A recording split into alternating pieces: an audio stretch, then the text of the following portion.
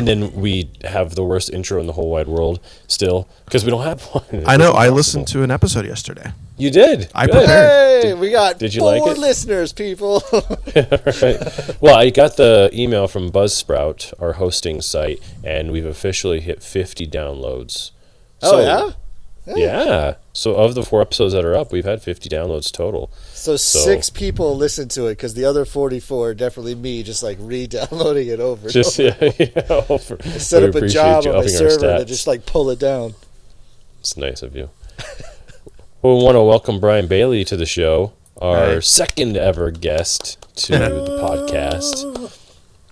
Bryan's editor extraordinaire living in downtown Los Angeles. Bryan and I met at a Starbucks.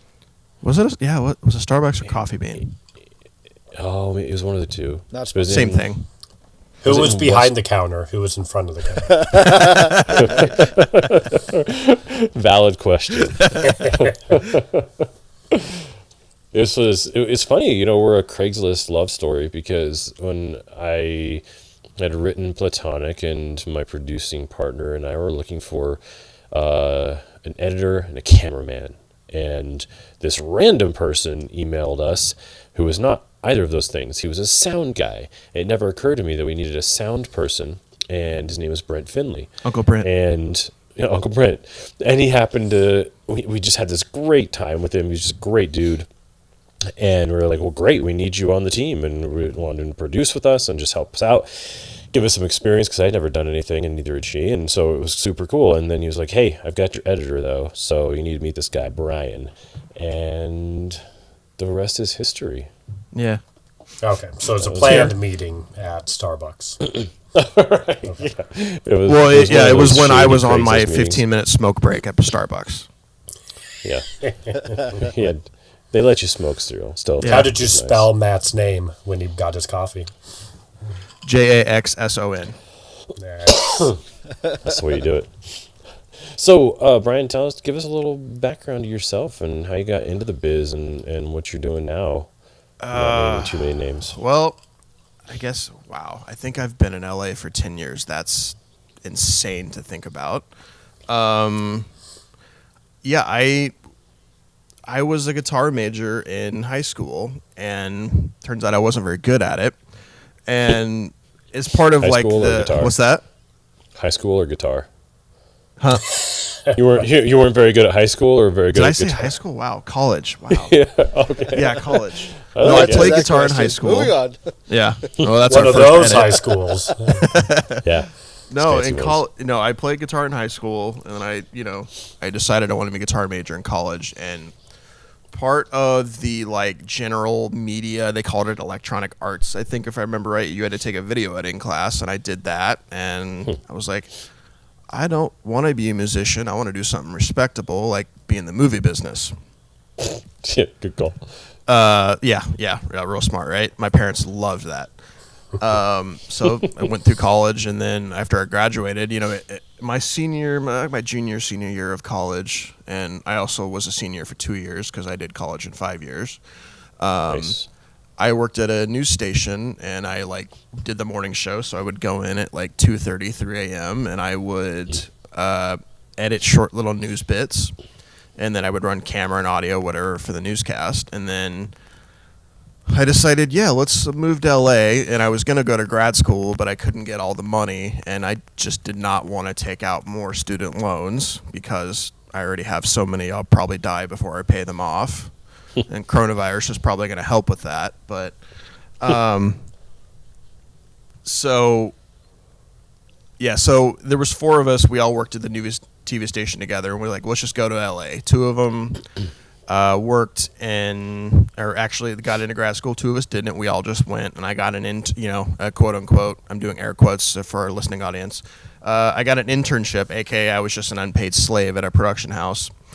But that sounds bad, but I met several people, and I met at least one guy that came in for one day, and basically what the production would do is they would hire us onto the productions where they have stuff come through, because this place also had a sound stage, and they rented gear. So I met this one guy, and he's probably responsible for about half of my career, like the various people, because he hired me, he pitched me to people and got me hired. So, you know, I make jokes about being the unpaid slave, but to be honest, at the end, it actually kind of worked out for the most part. Like he got me the job where I met Uncle Brent. He introduced me to that person. So I did that. You know, I started working in post. I was a post PA, and then thankfully I worked with a lady that would let me go to all the sessions and let me pretty much do whatever I wanted to do, and kind of learned everything. And then I started, you know, just working my way, working on, you know, I worked on Platonic. I worked on all these other Craigslist projects, and I worked on a couple feature-length documentaries as an assistant editor, and that stuff qualified me to get in the union. And then I started, you know, like I think my very first show was Girl Meets World. And it's just kind of gone up from there. Like I think every show has kind of been, for the most part, bigger and cooler than the next one. And here we are. I work on an Apple TV show now, that thankfully still working on, even in the midst of all this craziness. So that's kind of it in a nutshell. I just kind of just worked my way up. I didn't go to a big fancy grad school. I kind of just, you know, worked my ass off, I guess. And I mean, that's the golden ticket. That's the magic bullet, I think, in Hollywood. Yeah, it's you know, just work really hard. I'm nobody special. I tell people most of the time, like, I'm just lucky and I was in the right spot at the right time. I mean, I haven't worked on any big features, or I haven't worked on, you know, the Avengers or anything, but I generally work pretty steadily, so that works out okay. You know, and it's funny, I've had people ask me so far, like every once in a while I'll get like someone from my college, they'll, you know, because they asked me a long time ago if like they could give my number out to people that were about to move to LA. I'm like, yeah, sure, why not? And people have called me, and, you know, and I've had a couple of people where like people I knew had kids, or friends of friends had kids that were decided, you know, they wanted to get in the movie business, so they would call, you know, and I just they would ask me like, well, what should we do? I'm like, well, I'm going to tell you what I did, but there's really no one way at all to get into this business at all. You know, I really don't recommend the way I did it, because it was hard at times. Because frankly, a lot of time it doesn't have a lot to do with how talented you are. I mean, that helps obviously, but I think a lot of it's just who you meet, who you work with, just being in the right place at the right time. And I think I can think of one in particular. I had a friend of mine from college who, a friend of his, their daughter was making YouTube videos, and I think she was 16 at the time, and they started asking me, what do you want to do? I was like, well, I don't really know what I want to do, but I like making my YouTube videos and editing them, you know, in iMovie or whatever it was, but I don't really know if you can make a living at that. And they're like, well, you absolutely can. So, you know, they called me, and I talked to her on my way home from work one night, because I think I worked in Culver City at the time, so I had like a 5-hour commute home. So I talked to her, and I felt kind of bad afterwards, because I was like, you know, I was maybe a bit too pessimistic, but I think I had a long day, and I kind of just, you know, laid it all out there, to where I was kind of like, you know, you get to do some really cool things, but at the same time, it's still a job like anything else. But it's not a 9-to-5 job. And I think I was just I was afraid I had way too much candor, and I think you know. But he ended up telling me, he was like, no, she told her parents she really appreciated your candor. And like I think I even said at one point, I was like, you know, I didn't go to grad school, but I think but there are benefits to it, because I think, you know, you get to meet so many people. So I was like, you know, you maybe should go to USC. So I also apologized to her parents. I'm like, I'm so sorry. I think I just pitched your kid to go to USC. It's really expensive. Sorry, bye. Click. Yeah, but it turned out that wasn't a problem for them. But yeah, I got off on a tangent there, but. That's a good tangent. Oh yeah, we never do that. So, you know, shame. Yeah, no, our shows are very focused always. Well, I think that's one of the things that's the most interesting thing about the film business is a lot of times you end up either falling in love with or figuring out that you're actually really good at something that you didn't necessarily go into it thinking that you were good at or had love for. Because there are so many facets to the business that I just know so many people who have found their way in or found their success doing things that they didn't necessarily start out doing. And a lot of times it's because they just didn't really know what it was, you know. I think if I had to do it over again, I would have definitely done the more unpaid intern sort of route, just trying all the jobs out and seeing what it was. Those hours, you know. Yeah. Well, you know, and that was the thing too, though, as a kid, because the first time I moved to LA, I was 24. So that was 16 years ago. But it was stuck in my head, be an actor, become famous, win an Oscar. Like, that was what it was supposed to be. A, B, C, done. It's easy. Yeah. Done and done, right? This is simple. So, but what I found myself doing was spending a lot of time when I was on set doing all these crazy extras gigs, where these shows and movies, I was doing them back when I don't even know what they're doing now, if they're still doing it or if everyone's just a tennis ball in a crowd. But it you know, they would hire 50, 100, 300 extras, and you'd be just on set for days at a time. That's not going to happen now. I know, right? Not now, that's for sure. But I would find myself hanging out behind the camera. And generally, everybody who I was on set with was cool with that. It's kind of like, as long as you just stayed out of the way, they were okay with you hanging out and watching. And that was how I learned a lot about just the general process and cadence of a set, was from just sitting behind the camera watching. But I didn't realize that I had any sort of affinity for it or desire to do it at that time, because I was just like, so I'm an actor, even though I was not that good at it either. I was as good at it as you were at high school, probably. Yeah, I mean, the one thing I've noticed, like, working with people, is the majority of the people, like, if you show an interest in whatever job they do on set, whether, you know, set or off set, whether an editor, a grip, a juicer, DP, you know, AC, whatever, if you, like, show an interest in it, most people are kind of, like, dying to show you stuff and help you. I mean, when I was a post PA, the assistant editor at the time, you know, he pretty much showed me a lot of the stuff I eventually learned, almost to the point where I would sit there for a couple hours and basically do his job for him, and he would sit there and he'd go take phone calls or whatever. So, you know, and I joked about it at the time, but it, you know, it's like, I can specifically think of at least 2 or 3 techniques that he kind of showed me that I still use today, you know, in some form or another. So that's one thing I kind of notice is, you know, in different other editors I work with, I was like, hey, do you mind if I just hang out and, you know, watch? And, you know, in fact, when I was on Girl Meets World, the guy I worked with on that, you know, I would sit in with him, but I learned real quick that I really had to pay attention, because he would always ask me, you know, he would play a couple takes. I'm like, okay, so which one will you choose? And after a couple times going, what? You know, I would actually make sure, like, if I was in there, I had to be watching what he was doing, because he would always ask me what I thought, and he was always testing me. So that's kind of how I kind of turned into a sponge that way, because I was like, well, if I'm in here, I better pay attention. It's a great way to learn. Yeah, That's awesome. It was awesome that you did that. Yeah. Yeah. No, What are some of the shows or gigs would you say that you've been on that you've enjoyed the most, or maybe learned the most? Enjoy? Well, again, with Girl Meets World, that was because that whole thing was kind of a trial by fire on that show, because I got I got bumped up from assistant editor within a short amount of time on that show. One, because I could prove that I can do it, but then there were some unfortunate circumstances where that opportunity became available. So that whole thing was such a learning experience and trial by fire. But I also enjoyed that show because I loved Boy Meets World. But enough to talk about Girl Meets World, because that's not the only show I've ever done. But it's a good experience too, though, because I remember you talking about working with, was it, who was directing a lot of the episodes?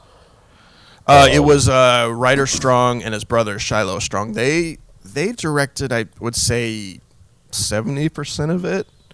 And there was a bunch of other directors, you know, and like and then like Ben Savage, who played Corey, and then Daniel Fisho played Topanga. They both directed a couple episodes. So it was that. I mean, that stuff was just kind of a cool experience. Just like, especially the first time I was in a room with Ryder and his brother, I'm like, oh, he's a normal guy. He's actually a really cool guy.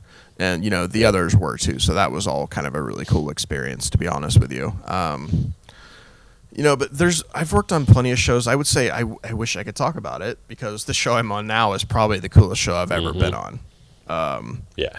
I wish you could too, because that would be, we'll talk about it when you can talk about it. Yeah, maybe in a year. Can you talk in terms of just general genre and like has that affected the way you work with things? Yeah, I mean the genre is totally my thing. It's totally up my alley. The people I'm working with was also like a total like geeking out moment, and it continues to be every time I pass that person in the hall. Just shrivel up a little bit. Yeah, a little bit. I was like, I am not worthy.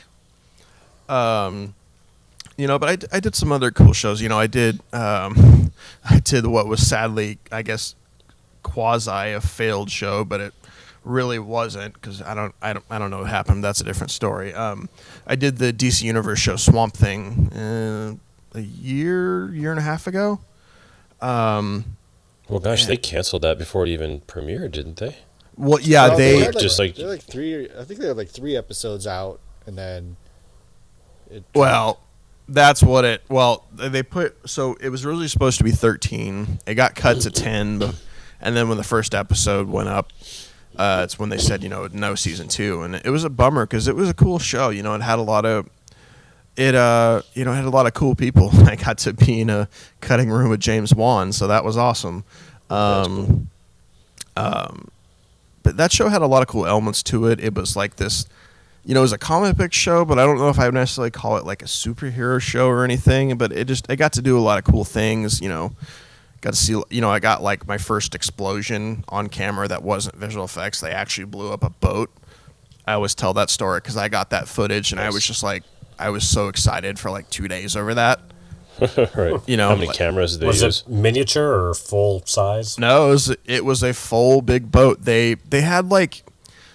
Though they had a swamp set and a soundstage, but I think really is only for the pilot. There was like this lake that was kind of like in between 2 sides of a freeway, but it was nice and big and long, and there was enough trees where they could hide the freeway. And yeah, they just put it was like a little metal fishing boat, a little small one with a rowboat motor, and they just put it out in the middle and blew it up. That's fun. Damn. Yeah, it was pretty exciting, honestly. So I think like my first cut of that, I went all Michael Bay, and I cut to the explosion like 9 times just from different angles. Yeah. The same. How many cameras were on it? And how many slow-mo? I think there was like 7 or 8 cameras, and a couple of them were slow-mo, and I got even more excited because when I first showed it to someone, they actually said, "Nice cut, Michael Bay." Nice. Like, Nailed you're it. welcome. Yeah. And then That'll be $2 million. Moving on. and then Yeah. Coke snort. Right. Yeah. $2 million in a line. Yeah. So when you get, this is an uneducated question. So when you get footage to edit, have you worked on anything that was on green screen? Oh yeah, quite a bit. So in the editing process, do you edit it together pre-effects and then, or does it come back affected and then you take the cuts? No, I just don't know how that works. I've always wondered. We always take it and we just cut it together with green screen, and then it depends on the show. Sometimes there is a visual effects editor on staff, sometimes they're not, so either we will take it and they'll give us some kind of previs background, or they'll give us stock footage. It all depends on what it is, and we'll comp it back there, or a visual effects editor will do it. So it always has something back there. I mean, how the temp cops look varies wildly, usually we never want anyone to see it green, as much as we can avoid it, because we always want to show it, because it always comes across better that way because green screen can be turned off. So yeah, so we always do the temp cops, and sometimes if it's like a big gigantic scene and there's CG and green screen involved, sometimes they'll try to like lock those scenes early, and they'll start on them way in advance. Or when we turn over the shots, we turn it over with handles. So if a particular shot is 2 seconds long, like we'll probably like turn it over 3 seconds long, so that way if changes are made, they don't have to start over. We have a little wiggle room in the shots. Mm-hmm. It's funny, I've been doing that with just minor things, but when I was doing a couple of real estate videos, I wanted to try doing 3D text. So I like a drone shot flying over the house or whatever, and I put up 3D text of the address. And I found because we were talking about picture lock. So once your picture's locked, and then send it off to effects, right? And so they're going to do the effects because the edit is done. Mm-hmm. So I do that to myself as well. So I picture lock everything. Typically, I'm also editing to music, whereas a lot of times if you have a composer, once the edit is locked, then the music is composed to that edited picture. So I always give myself, even if it's not, if it's client work or not client work, I will always give myself a picture lock. But then when I do these effects, what I actually will do is I'll give myself what you would call handles on either side. I'll cut, or I'll just take the entire maybe scene, and I will actually import that into After Effects. I'll put the effect onto it, and then I'll drop that back into Premiere. And then if I needed some wiggle room, I have it, which is, or maybe I needed it a little sooner or a little later in the shot because it looked better. I have some wiggle room, but yeah, I mean, that's like one of the most important things. But I guess I was curious as you were talking about it. I wonder how that works for bigger effects films that are so effects heavy. That how do you lock the picture if you're I mean, you got to be absolutely certain that that's the scene you want. Well, you know what I mean? The thing of it is, especially the bigger stuff, I've seen shows get unlocked all the time for visual effects. It's harder in TV because TV, the schedule can be so incredibly tight. Especially with network stuff. They're delivering, say if it airs on Sunday, they're delivering Friday night, maybe into the weekend, and the show was only shot a month before that. But, like with the really big stuff, like say the Avengers movies or anything like that, any heavy visual effects superhero show or anything that's visual effects heavy feature that's got a good budget. Usually they have like an army of visual effects people in house to be temping all that stuff, and they turn it over way early, and they're getting shots back, and if they're liking it, if they're not liking it, they'll change cuts to make it work. But because the thing with visual effects, it's done at a shot at a time usually, and you got to kind of, when you get those back, you start putting them in cuts, and you go, oh well, you know what, this would actually be better if I roll this cut 3 frames, 5 frames, or you know what, we need to rethink this because now that we're seeing it, it's not working how it was in our head. It's locked, but it's stuff unlocks all the time. And two, it's probably incredibly crude, rudimentary at first, the effects they're putting on as they're putting a cut together, right? So it's like, how much time are they really losing, if they're unlocking things and going back and forth? I feel it's probably somewhat, it's still early. I guess it could happen it's not later all the way process, polished, but Yeah, it's like the temp visual effects, sometimes they're crude, sometimes they're really good. I've worked with a couple of visual effects editors on shows where I'm like, we don't even need to send this out to the vendor. This is fine. And I'll be honest, I've done a couple of temp visual effects where I'm like, an hour ago, I had no idea how I was going to do that. But now it looks great. It varies, but usually if it's if it's something that involves like an entirely CG character, monster, or whatever, they'll be sending stuff like, you'll get concept drawings while they're shooting. As soon as the footage is in the can, because usually, they shoot it and we get it the next morning, they're like, hey, by like 5 o'clock, can you have a cut of this so we can send it to visual effects and we can start getting temps, usually they'll send like grayscales of the monster or whatever it is. So if it's something that's really big and involved where it's entirely CG, monster or a CG world or whatever, they'll start the process incredibly early. A lot of times, the visual effects people are on set. They'll have people in green. Like I did a show. I did the reboot of Charmed. Or the second. I worked on the second season of the reboot of Charmed for a while, and like the first episode I worked on, we had invisible people. So we had actors in blue or green suits, and we got that. I think this is like one of the first scenes we got, and I was like, okay, I got to make these people invisible somehow, and that turned out cool. But yeah, that was one where we started getting stuff back pretty early. In fact, I remember this because we got it, and I hadn't even looked at the footage yet, and they were like, hey, can you pull a couple of takes of that, because they want to like work on like the general look of how it's going, because the idea was they were invisible, but you saw like some semblance of something there. They weren't completely missing, like a shimmer or something. Yeah, like a shimmer. So like I think before we even got a chance to look at it, like, hey, can you send us a couple takes, because they just want to work on the general look of it. That's cool. Wow. Yeah. With stuff like that, was that particular thing, is that the camera locked, or are you moving the camera? Are you having to do any like repeat things? Or is it just one take with people in blue or green suits? Kind of what they would do is, like with that kind of stuff, there'd probably be one person that wasn't invisible, so they do a take of them by themselves, and then a take, and then just a plate of the whole set with nobody in it, just locked off usually. Okay. And then they would do, then a take with the people in the suits. So it was all separate. But when they do that kind of stuff, you'd think, oh, it should all be locked. It's almost never locked, because a lot of times that stuff's action scenes and everything. Right. So it's just, but I mean, the motion tracking, everything is so good nowadays, they can do that kind of stuff. It's tough doing it in the cutting room sometimes.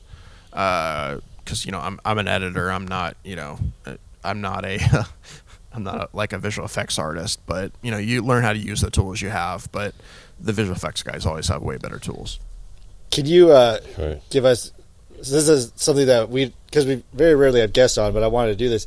Can you walk us through a high level definition of locked for the non-industry folks? High level definition of locked.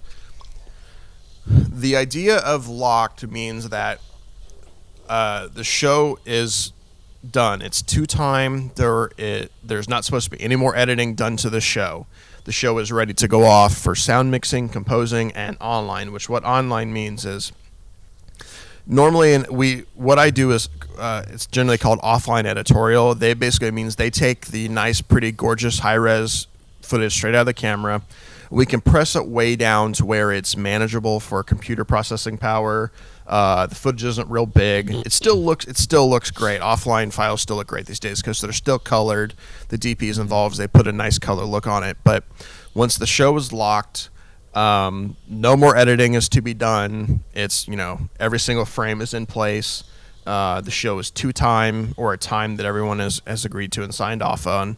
Then it goes off to the various vendors. Like say it goes to on the online house. They take the sequence and they reconnect the sequence to the high-res, gorgeous footage, which generally nowadays is recorded raw or flat, which means if you looked at like raw camera footage, it looks gray and washed out. That is because when they shoot it, like say I'm not a DP, but I'll give my best. Sure. My best description of it. Say it's gray and washed out, and basically the camera made as little of color decisions as possible. So that way when they go into the actual and do the color pass on the show, the DI, that there's as much color information there as possible for the colors to work with. And it goes off to sound, and they start doing all the dialogue editorial, recording any ADR they need. They do a complete, nowadays we do a complete sound pass to the show. It's all scored. It has sound effects everywhere, backgrounds, hard effects, gunshots, whatever. But the sound crew does a complete pass of that, for various things, because those guys are specialists. That's what they do. Okay, so locked. Again, this is just from a non-industry question. So locked is you've received video that has time code. Mm-hmm. I'll use terms and I'll probably use them wrong. That's just what I do. So you have video that's time code, but you've compressed it down so that it's manageable. So when you say the sequences, you're sending them the time code sequences that they then, if you have like the really pretty one and the really crunchy one, you figure out the time code on the crunchy one, and they just then remap it to the pretty one. Correct. So that's when you say locked. Is you're saying like it's starting at 5 minutes 31.05 seconds on roll 1 2 3 4 5 to 5 minutes 28 seconds, whatever. That's the sequence you're talking about. You send that. Well, it's this again. I'm just trying to ask to. Yeah, no, it's also the by lock. Also, this just means that the movie is done in terms of start to finish. Shots. We're done. The movie's done. Okay. We're done. Picture the editing. movie is finished. Yeah. Yeah. So Got there's it. not going to be any changes to the scenes, to the sequences. And when he's talking about like time, like And okay, the movie's duration. 2 minutes, 2 hours, 4 minutes, and 38 seconds. Everyone's okay with that. Great. The movie is done. Now we make the movie look and sound Okay, cool. as beautiful as possible by adding dialogue, fixes, ADR, music, color correction, all that kind of stuff. Yeah, I that's guess where the I guess I went on a bit of a tangent there, but Matt said that's basically all lock is. Like, we're done editing. Like I said before, stuff gets unlocked all the time for various reasons. There could be a S&P issue. There could be, like I said, we could get some visual effects back and like, yeah, you know what? This Like isn't quite Sonic? working. Huh? Like Sonic the Hedgehog. Yeah. I forgot. Yeah, let's release a trailer to the fans. Like, the fans don't like it. Let's do the whole movie again. right. It's funny. Just all the parts with your main CGI character. That's all. Yeah, right. Just No big deal. all of it, please. No. I saw the trailer for that. Oh, was it James Marsden was in it? Yeah, right? he is. Yeah. It was like, I saw the trailer and it's just like, I don't know. It was weird. But you liked it, Nico? It's a fun movie. It's designed to be fun, and that's exactly what it was. I think I gave it like a 3 out of 5. It was just like it's a nice marginal, like eat, munch on some popcorn, laugh a little bit. Jim Carrey's pretty great in it. So, James Marsden is just like a mud on water. I mean, you don't need. Yeah, that's a money He's just grab. there, like he's filling a role, speaking lines. But you could have pulled some kid off the street and been like, "Do this, okay." Oof. Yeah. Take yes, that. that's why I was confused. James Marsden, take I'm that. Sorry. He's, Did you he's, see it, he's a Eric? huge fan of Crap. us, and here we are. We just lost. He's one of our 6 listener, down to viewers. 4. Damn. Way Take to go, that, bro. Cyclops. Deal with it. Did you see it, Eric? No, I didn't see it. I do remember, though, it kind of was successful. It was at least at top of the box office for a week or two. It came out at a good time. Yeah. And I think it was like it was right after awards season kind of stuff. So people were kind of like riding that line that they didn't want anything serious anymore. Because people were like, go see Parasite, go see 1917. Oh my God, go see all this stuff. It's like, no, man, I just want to see some stupid little movie. And it came out, boom. Right. I want to see a blue rat eat some coins. What did he do? Did he collect the coins? Is that how it works? Yeah, it's rings. Yeah. Where does he Rings? stick them? They're rings. That's right. He has a ring pouch. Sure, gotcha. Did you ever watch the cartoon from way Probably. back? Was it the 90s? No. Yeah, it's interesting. I've seen an episode or two recently, and it's intense. All those cartoons were intense. It was just like really dire circumstances that these characters were put in. Oh, yeah. The bad guys were real evil. G.I. Joe, He-Man, the Thundercats. I mean, they were pretty brutal. Yeah. You watch all these cartoons and shows from our childhood, and I'm like, not really a kid's show, guys. No, not Yeah, so right? much. Yeah. But man, did we want to buy the toys, so it worked. Right. Oh We're yeah, like watching- I started watching the animated the Clone Wars series. Oh yeah. That is not for kids, man. Like I was thinking at some point, I know somebody's had to have done it.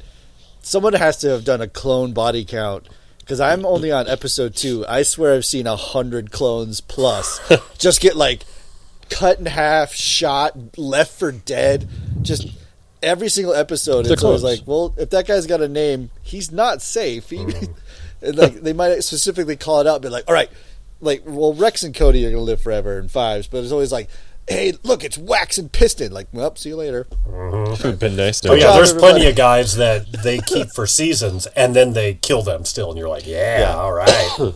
You're doing it. It's just It's it's the really whole- interesting that it's not the GI Joe version where there's a million laser bolts and no one gets hit ever. Everybody's fine. Like in this one, you just clones will just drop. They'll just fall over like headshots and stuff. Like it is not for kids. Well, I think it's like a series that that series was always kind of funny to me because it was set up. It's already set up to where everyone has to die. I mean, no one really makes it through the Clone Wars. Because we know what's Right. going So- to happen. Yeah, so you kind of already know. So I never got invested in it because I'm like, I'm not going to get invested in these Jedi characters who I might care about, who I know eventually have to die because they don't make it. But have they all turned? Is that the case, Eric? Because you've seen it all, right? Have you watched it all? Well, I mean, they're finishing the final season that they brought back now. Oh, okay. So there's Yeah. like 3 more episodes left. But the main character, Ahsoka, you already know that. Spoilers, she lives. Like, Oh, you see really? her in future shows. And maybe they changed their mind because the Clone Wars was canceled. Maybe they were going to nix her. But then the show got canceled. And so they did that show Rebels, same guy, Dave Filoni. And so she's they in brought her back in that. So that's way past, the There's, okay. there's a lot Wow. of stuff that this is true for a lot of shows in general too, where like they're filling in content, which I love. The animated series, I think it's great. It's got a lot of good. The Clone Wars stuff is super interesting, but it's funny because you're right. It's like they put them all in this like fake peril, where it's like, will Obi-Wan survive? Like, yeah, of course. right. Yes, Right. I mean, yes, Yeah, he we lives. know he does. And so it's like they did the same thing. I was talking about it a while back too with like Lost in Space on Netflix. Like, what's going to happen? Like, they're going to survive. This is episode 2 of a 9-episode season. They're going to live. Like, There aren't that many fine. family members. They should start out with like a Mormon family of like 500 like the Duggars. and like, then just run through them all over the course of so it's- 4 I grueling don't like seasons. the false peril. I mean, it's thrilling, but it's annoying because it's like, Sure. will they survive? Yes. Well, especially like Well, a that's what post Game makes of Thrones things world, Yeah, where now you like the thought of, oh, what if my favorite character has his head fall off? right. Then what? Well, see, the Breaking Bad philosophy, I think that was the best execution of that, where no one is safe sort of thing. Oh, yeah. Because you didn't really know if anyone was safe, and they just drag it out, and then all of a sudden they just die a horrible death completely out of nowhere, and I love that show for that reason. Did you guys see El Camino? Yes. I haven't Yeah. watched any of it. I haven't watched Breaking Bad. Nope. Oh, you haven't watched Breaking Bad either? I know. Spoilers. I Well, know. there you go. I actually, Yeah. okay, here's the thing. So my girlfriend at the time was a fan. I ended up seeing like the end of the final season. So Oh, I good. saw- yeah, Just so ruin I it. know what happens. Just kidding. It's a good journey, Or though. do mean, I? there's a Do lot No, of- it's all a of journey us worth know. taking for sure. I know. I It's need to definitely do worth. it. Yeah, Brian. It's one of your top shows, isn't it? Oh yeah, I mean, I really like Breaking Bad, but to be honest, I almost like Better Call Saul better. Oh yeah, I think it's actually a better show. That show Yeah. is fantastic because it has Mm-hmm. like all of the best tense parts of Breaking Bad, but also has so much comedic relief because I don't know what it is. Yeah, I love. Well, it's a little bit more of an ensemble in Yeah. a way because Breaking Bad relied super heavily on Bryan Cranston Yeah. carrying the show, not in a bad way, just in a that's kind of what you wanted to see. It was his You wanted to story. see yeah, it was his story. You wanted to see him be a badass, and everyone around him was sort of fallout Yeah. from his terrible decisions. So with Better Call Saul, you're seeing the rise of a character that you came to love so much in a previous show, but it's this whole history. And then they start interweaving some of the characters you know from Breaking Bad into it, but in a totally different context. So you see these actors really come into their own as these completely different characters, even though they're playing the same character. Yeah, and I don't know. I'd say Bob Odenkirk is such a beast. He is. Yeah. He's such a beast. Yeah. And Michael McKean, Oh yeah. was just like Spoilers. so brilliant. He's in a brilliant. Is he the actor old to begin craggly with, looking but- guy? Yeah, he's not young. No, I know. I think know who you're thinking of Mike yeah. Ehrmantraut. Probably. Oh yeah, who by the way? So I watched Mudbound just randomly 2 nights ago. You Netflix watched what? show Mudbath? Mudbound. I took a mud bath. Mushmouth, the spin-off from Wash Fat the Albert. corona off. Mudbound. It was Carey Mulligan and that guy from Tron. And it was a Netflix show. I think it got some hype or Netflix movie. Got a little hype when it was released, but it was 2017. But post World War II, racist South, not a pleasant place to go.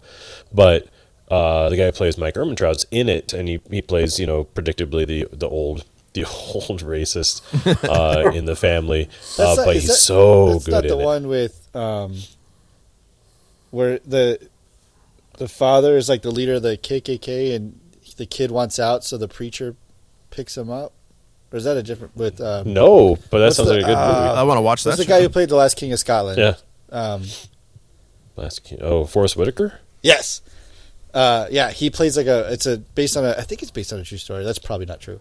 But yeah, it's about a kid in the South whose father's the leader of the local clan, and he does something, of course, and gets kicked out. So like the preacher takes him in and tries to set him straight because he's trying to abandon his father's. But it's that whole like Southern, this is my family kind of story. I can't remember if that was new. I saw that, or that was on a Netflix trailer. I don't know. But anyway, that's what you're talking about. Never mind. Yeah, not that one, but Don't mind me. sounds good. That though. other clan show. Yeah, the clan Right, movie. yeah. Me Right. and my It was girlfriend good, though. started watching a pretty awesome Amazon show a couple nights ago. I'm only like 2 episodes in, but I'm kind of like in awe of it so far. It's that show, The Hunters. Hunter. Oh, Yes. I haven't watched it, but yeah, it looks. I'm 2 entertaining. episodes in, and I'm just like floored by how good it is. Yeah. The Pacino show. You are in for a treat, sir. Yeah, it's so good. Like, do you guys know what? That show doesn't stop. Like it hits the gas. It won't be until you get to like the credits of the final episode where you're like, whew, you get a chance to take a breather. It's Nice. full gas the whole time. It's so good.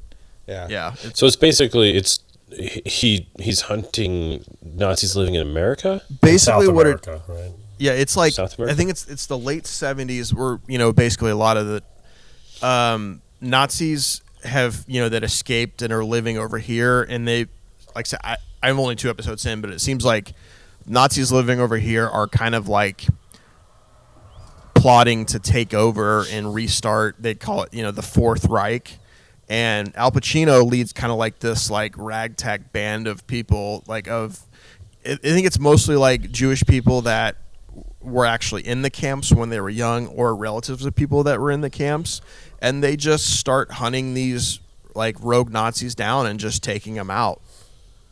But Wow. they do a lot of like, it's like it's a serious show, and there's some pretty heavy content so far, but it also doesn't take itself too seriously at times.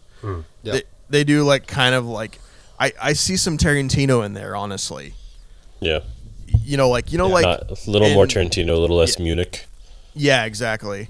Because Once Upon a Time in Hollywood, that that is that kind of like a side they do where, DiCaprio's character says, "Oh, my friend Cliff Booth, he's my stuntman, and he also drives me around. My car's in the shop."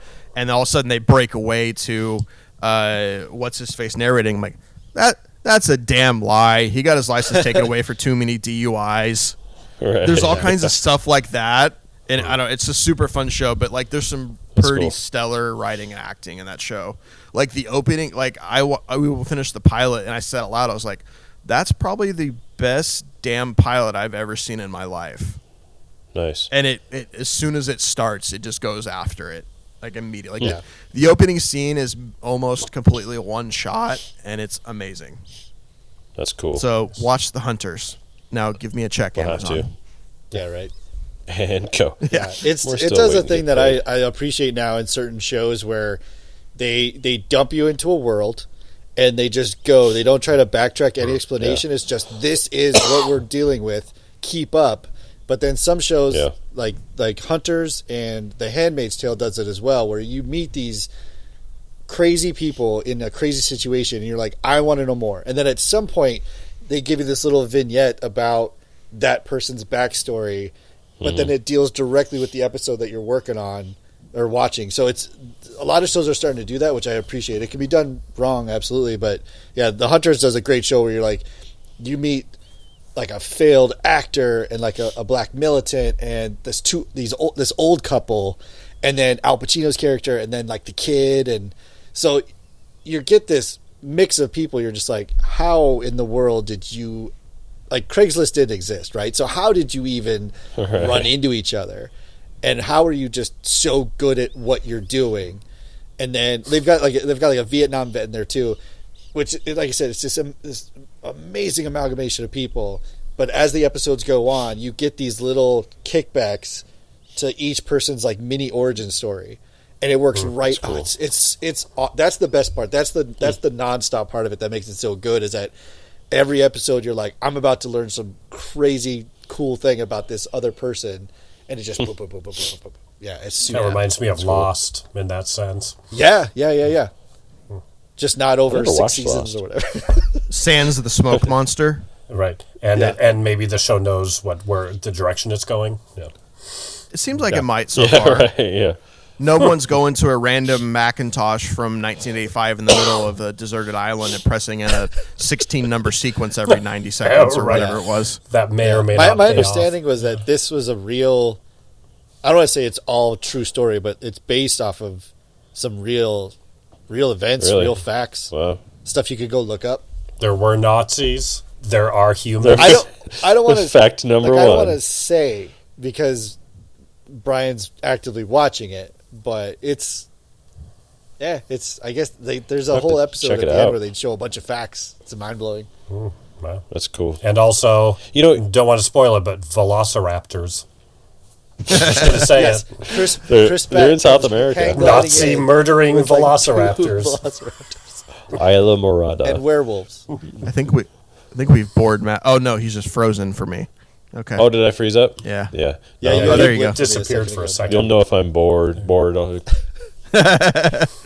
But you were talking about the foot on the gas sort of thing, and in a way, that's exactly how I felt because I finally watched Parasite today. That's exactly how I felt about that movie. Was opening credits on the window, and then the second it pulls away from that shot, it was like foot on the gas. Even though it's like it dragged, and then it would go A and it would lot. drag, but you were like, but the whole time you were just like, but there's something coming around the corner. Right. But the first 45 minutes, you're going, I mean, what am I watching? Is this just a movie about a bunch of poor people? Is this a class war? Like, I'm down for that. Like, cool. Like, I don't really get South Korea, but let's do this.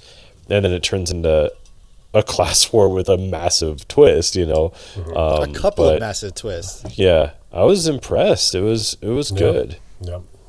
You We've just all watched seen it it, recently too. Yeah. Yeah, I think we've all seen it. I watched it. I watched it. I was probably maybe a month ago now. It was right before the Rona hit.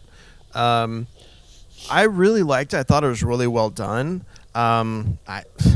People are gonna crucify me for this, but I don't. It was not Best Picture. I'm sorry, it wasn't. No, you're right. I mean, I think you're totally right. That's exactly what I was going to say about it. Definitely not Best Picture. I mean, maybe nomination worthy, but not. Yeah, definitely worthy of mentioning. Not a winner. Absolutely, it was a very well done movie. I do think it drug, and like, again, Matt, I agree with you. Like, I think for the first 45 minutes, I think I said it out loud 2 or 3 times. I'm like, I don't know what this movie's about. Right. Well, I would have, and the thing is, I don't think I would have hung with it if it hadn't been the Best Picture. Yeah. Like, I don't know if I would have hung with it.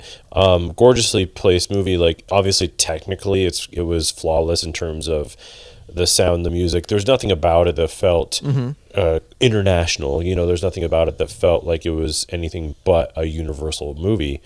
But I wouldn't have hung with it, I don't think. I'm glad that I did, because I think I learned a lot, and I learned a couple things about movie making.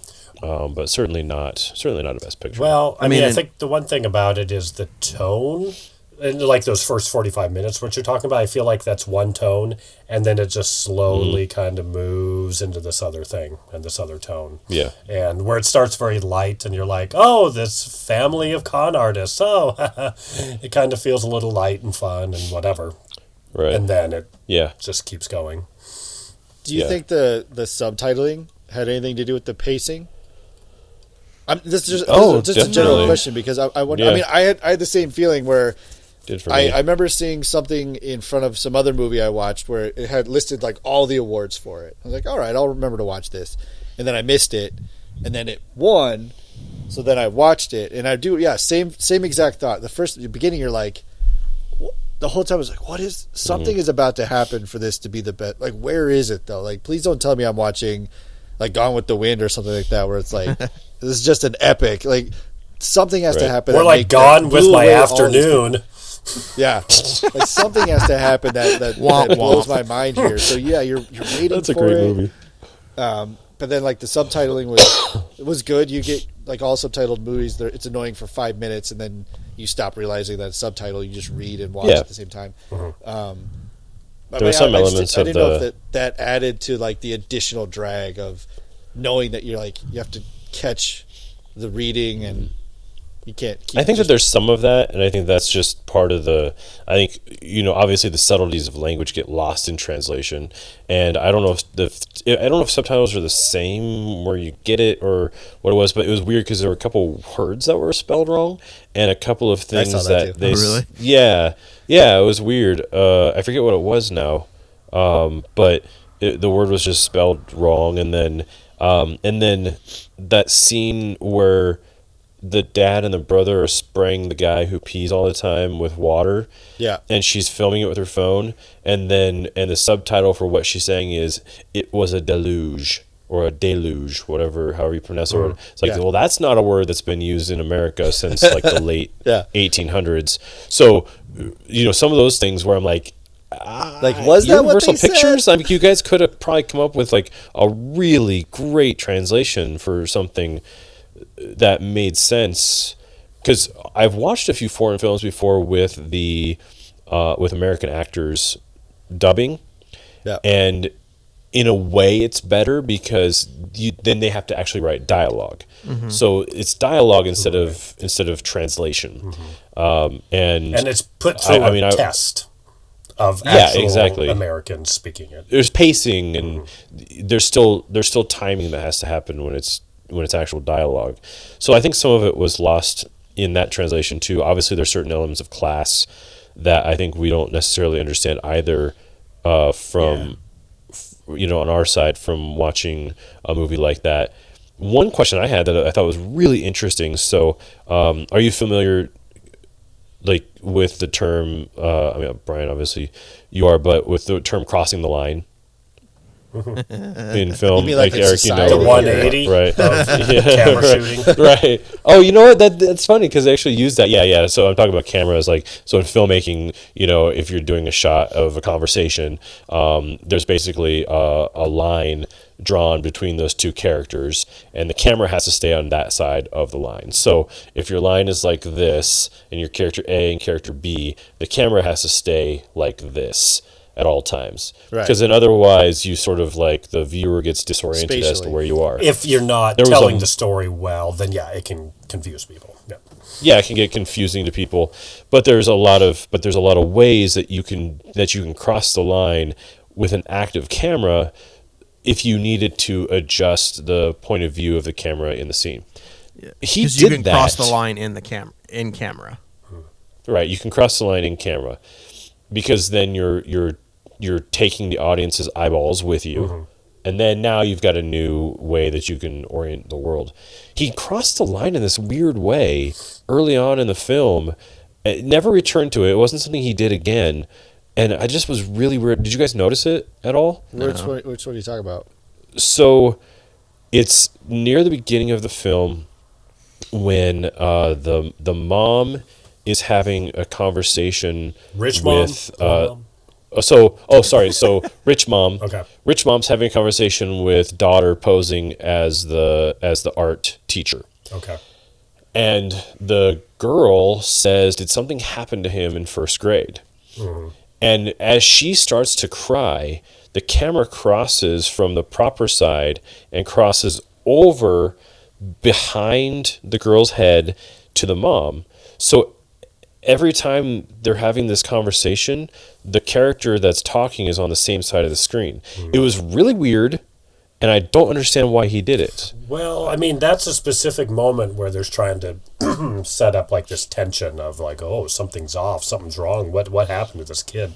Maybe that's his intention there. Maybe, but they didn't do anything with it. There was no like decision to. It wasn't like, oh, now the camera's going to be suddenly on the other side so we can see a different wall. I don't know, but it was just this really weird camera move. So, you're saying, so it wasn't for an effect of like a cliched use that would be like somebody with multiple, like the Smeagol speech, right? Where it's the camera moves when it's Gollum and Smeagol in a specific way, so you get two personalities. Right. It wasn't like, are you recording this on video? Yes. Okay, so it's not like when the mom was here, it was like nice mom, and then when it was over here, it was like evil mom. Right? No, it was nice mom. It was just a conversation. Like it was just a conversation. Camera here on the people, but then for some reason during the conversation he just moved the camera here, because usually, like, I'm trying to look at what you guys look like. Was that always to keep the speaker on like the right side of the frame?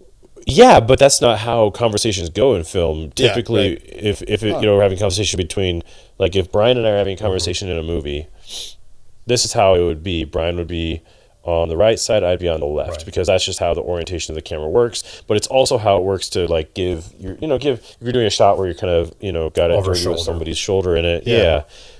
But then he moved it, and I don't know. It was really weird, and I was like, oh, that's really interesting. And then nothing happened. It didn't appear to be like a motif or anything that he returned to. No, not at all. That's what I thought was strange. There's some brilliant moments though. The moment where they kind of revealed the ghost in the stairs for that 2 seconds. That was scenes from that movie. My God, that was so good. Yeah. Well, and two, the perspectives of it, from the ghost's perspective, where he's just like, ah, crap, oops. Right. And then from the kid's perspective of like, this is the most terrifying thing I've ever seen. Seizure. Yeah. Right. There's something like technically that happened in that scene that was crazy interesting too, and I don't know if it was like a little magic or circumstance, but like when the ghost reveals himself, there's no reflection on the floor, which there should have been because there's a light behind him. There's no, so I don't. That was just some weird thing that I noticed because I was expecting to get like the Apocalypse Now, like reflection out of the water kind of thing, and like there's none. There's no projection. There's no shadow. It's super creepy, which I think is what added to like the creepiness of it, was that there was no natural reflection there. But that movie, it was, man, it was like, you could take like the last 75% of that movie and you were like, this is why everyone went apeshit for it. I get it. Because it's the writing of like the implausible con artist setup. What the family does to like con each of their family members in, and then all the little subtle, like almost busted, like when the kid goes around sniffing them and says, you smell the same. Like, that's just weird, but there's that was cool, though. But that was a theme, through the whole thing, was how people smell, and that was sort of part especially of it. How do lower class people smell to some rich person. With the end, for sure. But there's just, and then, like, so that's like the Parasite twist is you're thinking that, oh, this is the family that's parasiting off of this rich family, and then obviously other. Wow, which was bonkers, man. That was like, and it's so good because there's so many pre-clues. Like, there's so much foreshadowing to that event early on, right? And then when it happens, you're like flicking on, yeah. As the family's walking under those lights, and you're just like, oh, these automatic lights. Oh no, they're not. Just kidding. That's why I think it. It's not my best picture, but it's definitely like right in there, maybe a bronze medal kind of thing. But it was that kind of like writing. Yeah.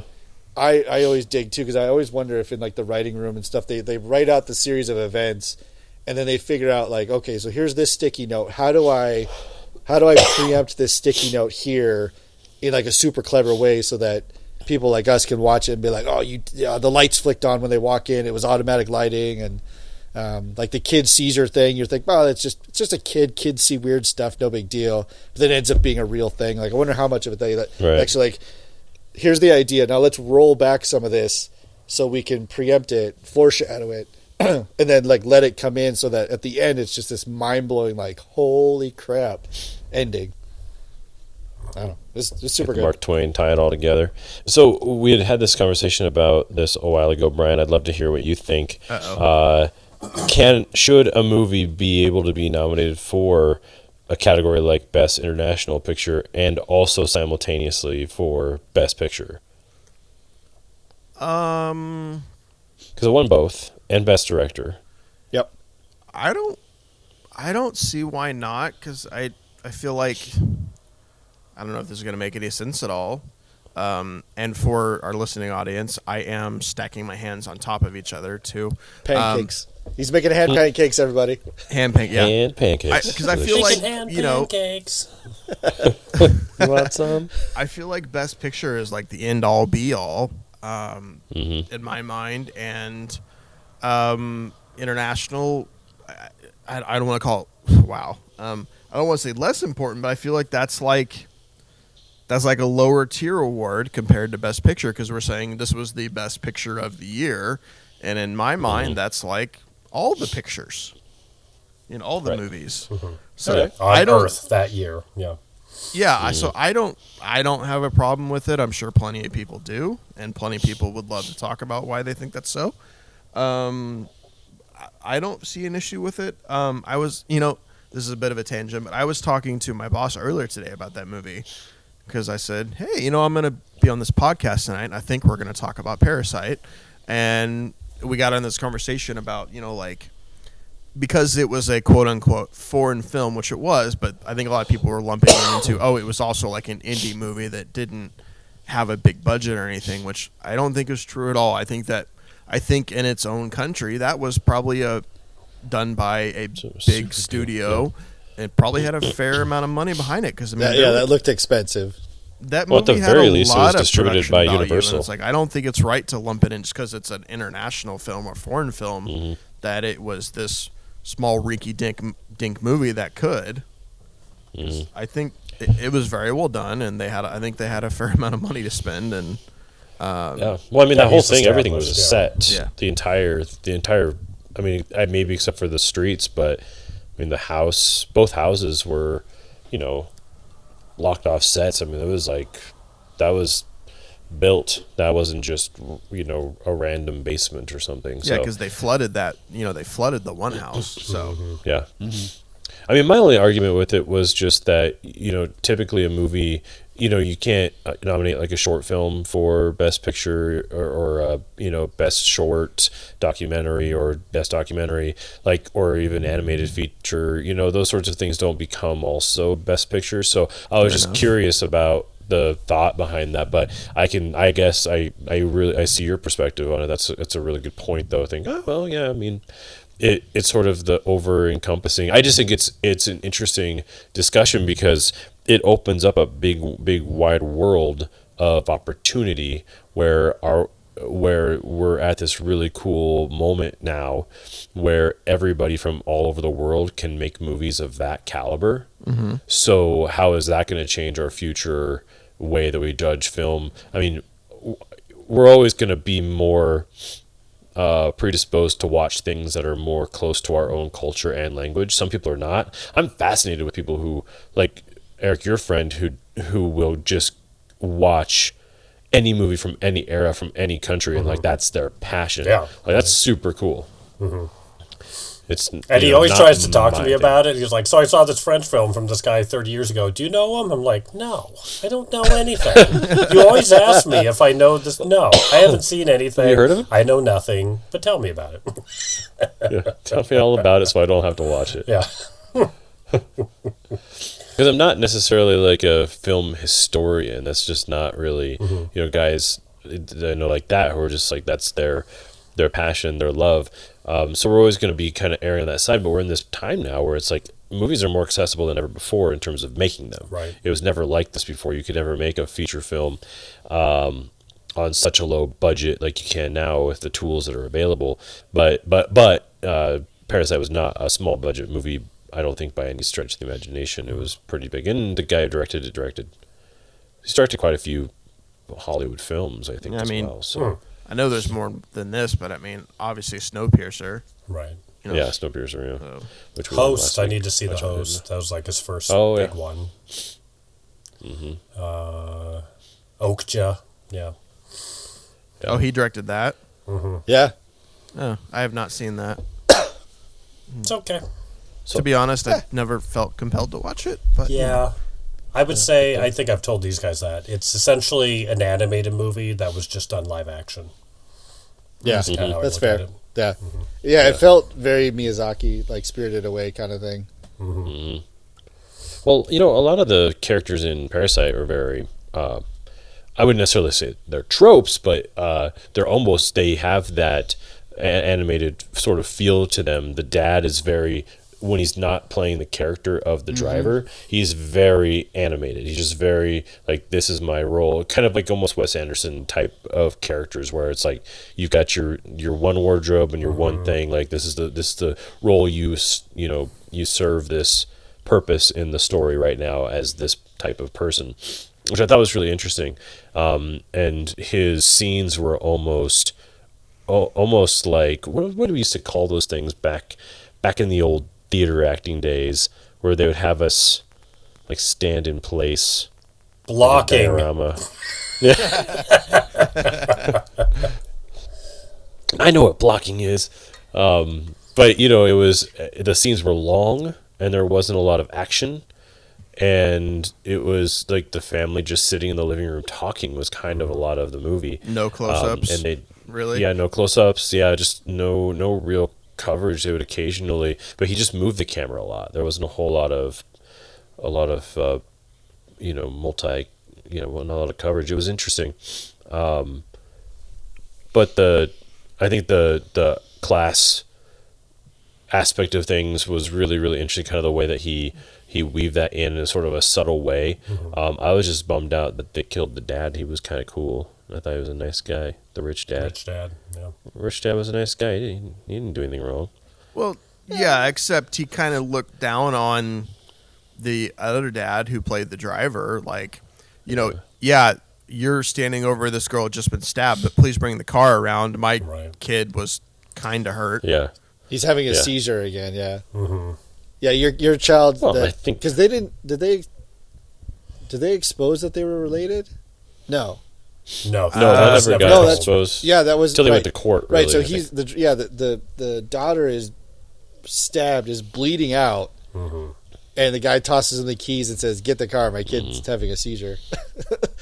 And that's what set him off. But not like defending him or something, but that's the thing, is that he wasn't looking at him as a dad who's trying to save his daughter. He just saw his tutor. The help's trying to help She's the other help. Whatever. Right. Yeah. Right. I'm gonna lift up the smelly guy. Yeah.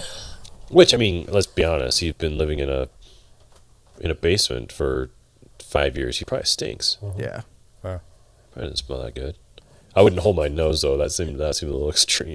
Yeah, that was considering kind of the circumstances. I don't think you smell anything. When you're trying to run away from a murder situation. Yeah. I followed up Parasite with watching Bombshell. So that was a little bit different. Oh my god! We just watched that the other night too. Holy crap! Good movie though. Bombshell's the one about the sexual harassment allegations. The makeup in that movie. Right. Crazy. Oh my crazy, god, it was crazy. so good. Pretty much everybody had it. It wasn't. No one really didn't have makeup. There's I mean, the makeup's good, but but like even the prosthetics and stuff. There's a point where I needed to look it up. It looks like they had Bill O'Reilly in like an area talking, and I was like, I know he got fired and is probably a little tight, but there's no way they got him to play himself in this movie, and it's not. It's the makeup is. Yeah, it's unbelievable. Christian Bale does it again. Yeah, damn it, Christian Bale, you're everywhere. Well, like we watched Long Shot and then we watched Bombshell really close together. I'm like, Charlize for the win. Yeah, right. Oh yeah, she's killer. So she's so good in Bombshell. I mean, she's great in everything. Yeah. But she really goes there in like all her films, and it's interesting. Yeah, she's able to get there too, where it's like, okay, I'll buy you as this thing now. Yeah, good on you. Yeah, she. I don't know her method, whether she is a method actor or not, but she does that thing right where she stays in a completely believable yet nuanced character. So it's not like she was playing a character just over the top, like acting camp over the top kind of thing. It was just she played she played Megyn Kelly, right? Mm-hmm. Yeah. Yeah. So she played Megyn Kelly where they show a clip where they mixed in her face to the actual news clip when they were talking about the church that put up the Black Santa or whatever. And it was the actual clip, and it took me a second. I had to double check it to make sure that it wasn't just all actors and makeup. I think it's all real people. They superimposed her in there, but she did it in such a believably unique way as a character actor that it didn't feel completely phony. Like I thought I was watching the actual clip, but she did such a great job of embodying like the mannerisms, the speech, the pacing. That it was like, is that the... Yeah, she had that like Midwestern, like the way that the girls in the Midwest kind of chew their words. She did that just so perfectly. It was like really, really crazy. Yeah. But I mean, but Margot Robbie too.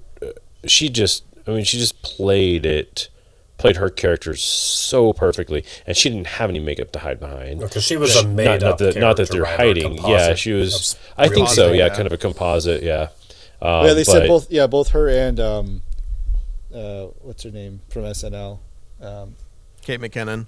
Yeah, both of those characters don't exist. They're not real people. Right. Which Kate McKinnon's always funny for me because I think that she's like one of the funniest people like probably ever, and it's just. But then you see her in a serious movie. I'm just like, all right, like when's it gonna break? When are we gonna have that Robin Williams moment or whatever? And she never did, and it was just so good. And she was like super intense and like super genuine, and it was just like really fun to see someone like of her level just like go there on a dramatic level, but still be funny, but very, very, very genuine. Well, yeah, as people are funny. It wasn't like a comedic actor. Right. Playing a normal person and being super funny. It was just how some people are just conversationally funny. Yeah, she was just a funny person in that. Not us. No. This is all fake. No, we're hilarious. It's a comedy show. I listed it as comedy on. That's what I put on there. Podcast. Start making the yucks, fellas. Let's go. Start So Brian, do you? Because we were talking to somebody else in the industry last week. When you watch movies, are you able to separate like your job from the enjoyment of a movie, or do you kind of slip into a little bit of like a professional critique from time to time? It honestly depends. Like if a movie grabs me right away, usually it just kind of turns off automatically. But if I don't like the movie pretty close to the beginning, or if there's problems right away, then I just pick it apart. Mm-hmm. Oh, sure. Okay. It really depends. Like as someone like I mean, obviously again before the world ended, me and my girlfriend would go to the movies, at least 3 times a month, sometimes more. I love going to the theater and I love that experience. I'm a fat guy, so I love getting my soda and my big ass soda and my big ass popcorn and probably some Sour Patch Kids or something and watching a movie in the theater. Delicious. I love that experience. So I do my best to not immediately go, well, I wouldn't have cut it like that. Sure. But I'm sure she'd love that the whole time. You're just going, Oh, well, and thankfully my girlfriend's, I don't know if she was before me or if it just happened through, osmosis or whatever. She's kind of a movie buff too. So, but it kind of depends. Like one story I can remember is, my old roommate and a guy I've known for half my life, Matt, Eric, and Nick, you may know Eric too. I'm not sure. I think I've met him. Yeah. Shout out to Eric. I just remember this. We all, the 3 of us went and saw The Dark Knight Rises when it first came out. And I don't love that movie. And I came out of the theater just going off on it, just losing my shit over it. just picking out everything I hated about it. And we get to the car in the parking garage, and Eric goes, Bryan, I love that movie so much, and you are seriously killing my buzz right now. And, of course, when he said that, then I really went for it. Yeah. Oh, as you do. Yeah. Never mind. It was like, oh, you like that movie? Well, let me give you 150 reasons why you're fucking wrong. You know? That's awesome. It was a good movie. But you know, the thing though is that like Eric has that super amazing ability because he's a cinematographer and a gaffer, and he does follow focus, or he's the follow focus. He's the focus puller for a lot of really cool projects. So he's like in it, like, and he like does camera stuff. Right. He knows what it takes to pull off shots and like could really pick movies apart. But he still has this like just love. He will just fanboy over something in a way that Bryan and I would rather pick it apart. And that's what is fun, like what's cool about his experience too, is like he could just love the movie for what it is, or love the movie for, you know, the technical aspects of stuff like that as well. You know, I sometimes miss having that just pure joy. I haven't had pure joy in a while. To be able to turn it off. Yeah, welcome to 40. I think it's just gone now. maybe it's just. But yeah, Nick, to answer your question, like I honestly, I used to be a lot worse about it. I've, you know, because for a while I was like, oh, I do this for a living. I know what I'm talking about. You know, as you know, I don't know about you guys, but you know, I did that. Then I realized, oh wait, I really don't know as much as I think I do. In fact, I really don't know that much at all. I should probably just shut up and be lucky that people pay me to do this instead of acting like I'm a genius, because I'm not. But yeah, like I say, it kind of all depends. If a movie grabs me right away, then I'm in. I'm just in as a viewer. I'll forgive almost anything. If you know, like, because at least when I watch stuff, you know, like I'm very much in.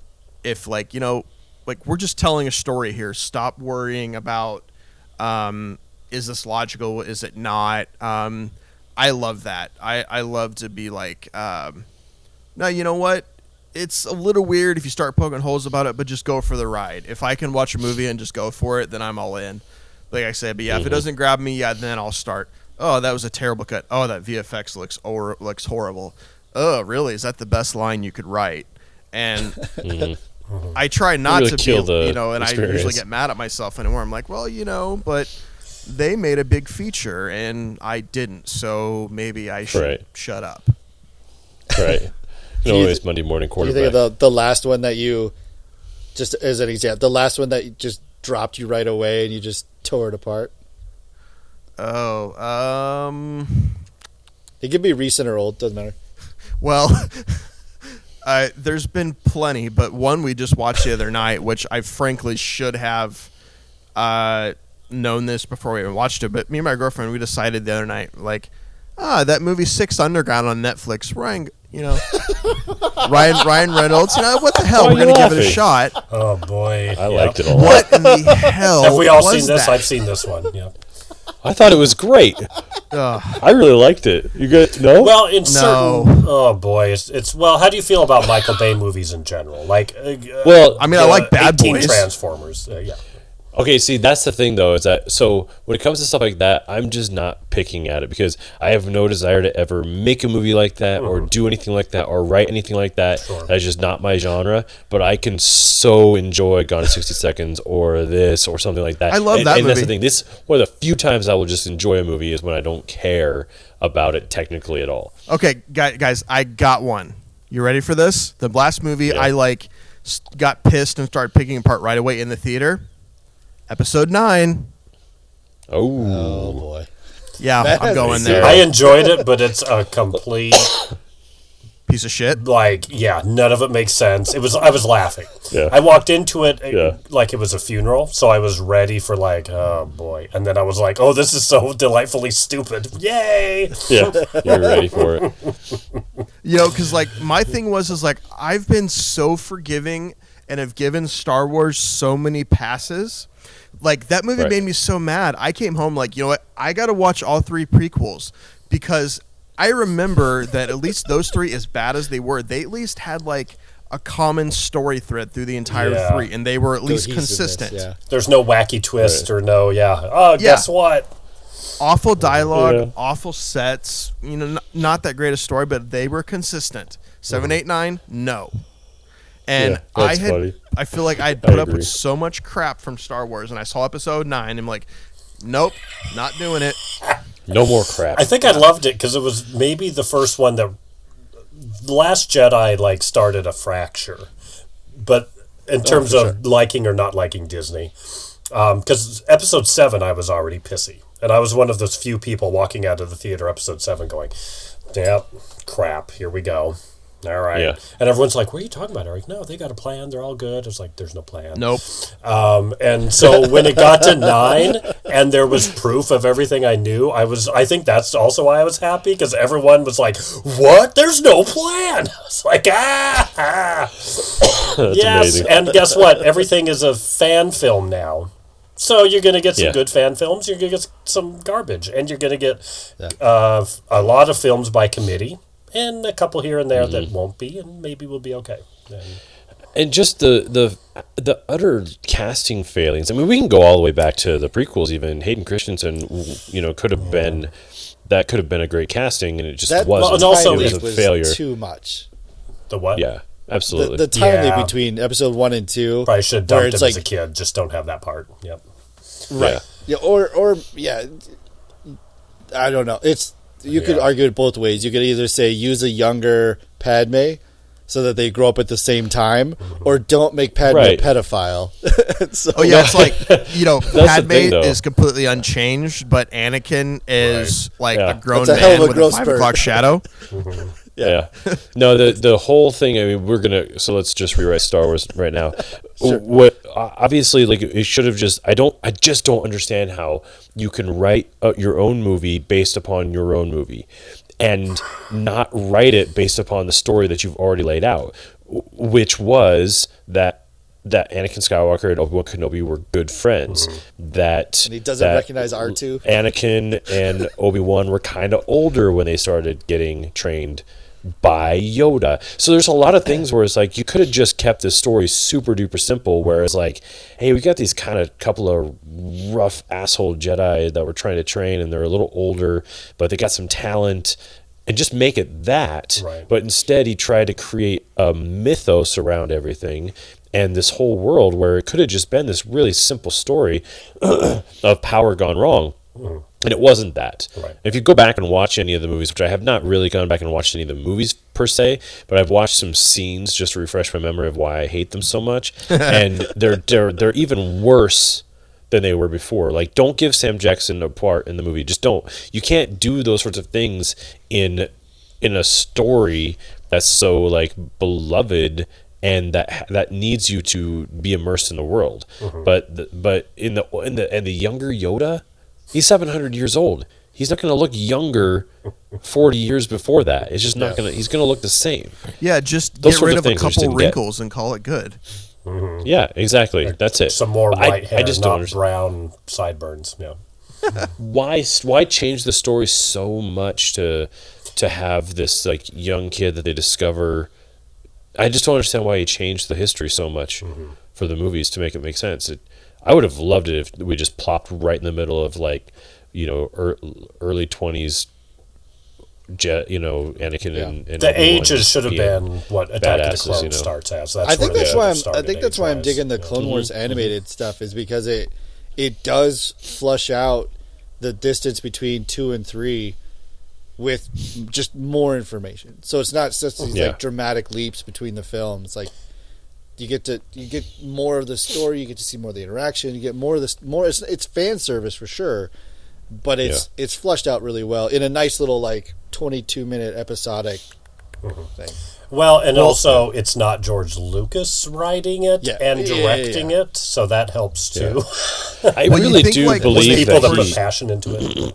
When you think when Dave Filoni first started doing the Star Wars, Clone Wars, and the Rebels, and they sat down in the writers' room okay, so I feel like I'd be remiss if we didn't take all these problems, and he undoes his scroll of Star Wars problems for his writers. I'm so I feel like we have responsibility to at least fix some of these. What do you guys think? Right, because you can. Yeah. Yeah. Well, and they also did have the Tartakovsky, what's his name, Samurai Jack guy, do his Clone Wars while the prequels were going on between 2 and 3. He did those other animated Clone Wars, and so even that show alone was breaking those characters out of this really stilted, like boring. We are all robots and standing still everywhere, and made them more dynamic and fun. And so, then I feel like that was a good springboard to launch Filoni. Yeah, it's good stuff. It gets way better if you just started it. Like, once you get into like season 3 and 4, and it gets good. Oh it's a good show. because I remember I asked you because there's Clone Wars, there's Rebels, and like timeline wise, I was trying to figure out like when I should watch them, and I think you answered it that like because Ahsoka is so key in Rebels, it's almost important to finish Clone Wars. But then I saw a clip of a YouTuber went through and cut the timeline and said that I guess this new season of Clone Wars takes place after Rebels? Or is it synced up? No, Rebels is all after. That's all Empire. Okay, so I should fully wait. All of Clone Wars is still Republic, leading towards the birth of the Empire. So, and then this one now is actually so it's like it's 12 episodes, and the last 4 episodes that they're now just starting getting into the last arc that everyone's been waiting for is leading into episode 3. So it's going to happen concurrently. Because Rebels is Vader, not Anakin, right? Yeah. Mm-hmm. Okay, that's what it was. That's why I thought I got a screw up. It's like maybe 10 years into the Empire, 5 or 10 years or something. Okay, gotcha. I feel like I'm never being invited back on this podcast because I brought up Star Wars. That's the best reason. We could all talk about Star Wars for 10 years and then go it's all we end up talking about. We try to get like the professional talk in. We try to get the industry-based knowledge, and then we just have and then Star Wars. It's a Star Wars discussion is not complete without me expressing my deep regret that John Boyega was cast. Like that's just my thing with the new movies, because I think that Daisy Ridley's brilliant and she's just a fantastic actress, and Oscar Isaac is a great actor, and I think actually ended up being a great choice for the movie. I just don't get Boyega's I don't get his character. I don't understand how a person's like recruited from birth to become a stormtrooper, is given a number, and then he's just such a wiener. More. Like, because as far as we know, there are clones, and then all of a sudden, so then you just assume then that stormtroopers are just clones. So then for them to have all this, like the animated series and all this stuff, and like we know what clones look like. We saw them raised off of Jango Fett, all that stuff. Jango Fett and John Boyega do not look alike. Fact. They don't address the it's not like when the Death Star blew up, every stormtrooper just dropped dead. It's not like I think even the original trilogy, and it's all made up, but I think they're saying that even then it's just dudes. It's not clones. Clones are like disappear pretty soon after the Clone Wars, and they just go to human, just normal stealing young boys from families. Right. Yeah, that's what it was. Doing the Jedi debts or whatever. They never bring that up. Yeah. Ryan Johnson making Last Jedi was just punishing JJ for casting John Boyega. Yeah, maybe. Or at least at minimum, or at minimum going, what do I do with this character? Let me throw in another crappy character and have him go do a pointless side mission. Now, who directed? Now I can't remember who directed now I'm blanking on the name Force of the Awakens? movie. No, the little middle one? The Empire? Last Jedi? The Rogue something? Rogue One. Rogue One. Rogue One. I keep wanting to try to call it Rogue Squadron. That's not the name. Who directed that? I watched that movie. Gareth Edwards? Gareth Edwards, yeah. Oh, that's who it was. Yeah, sorry. So it wasn't Ryan Johnson. So Gare yeah, Bear. that was because I was just old Gare Bear. But no, I mean, I don't get his.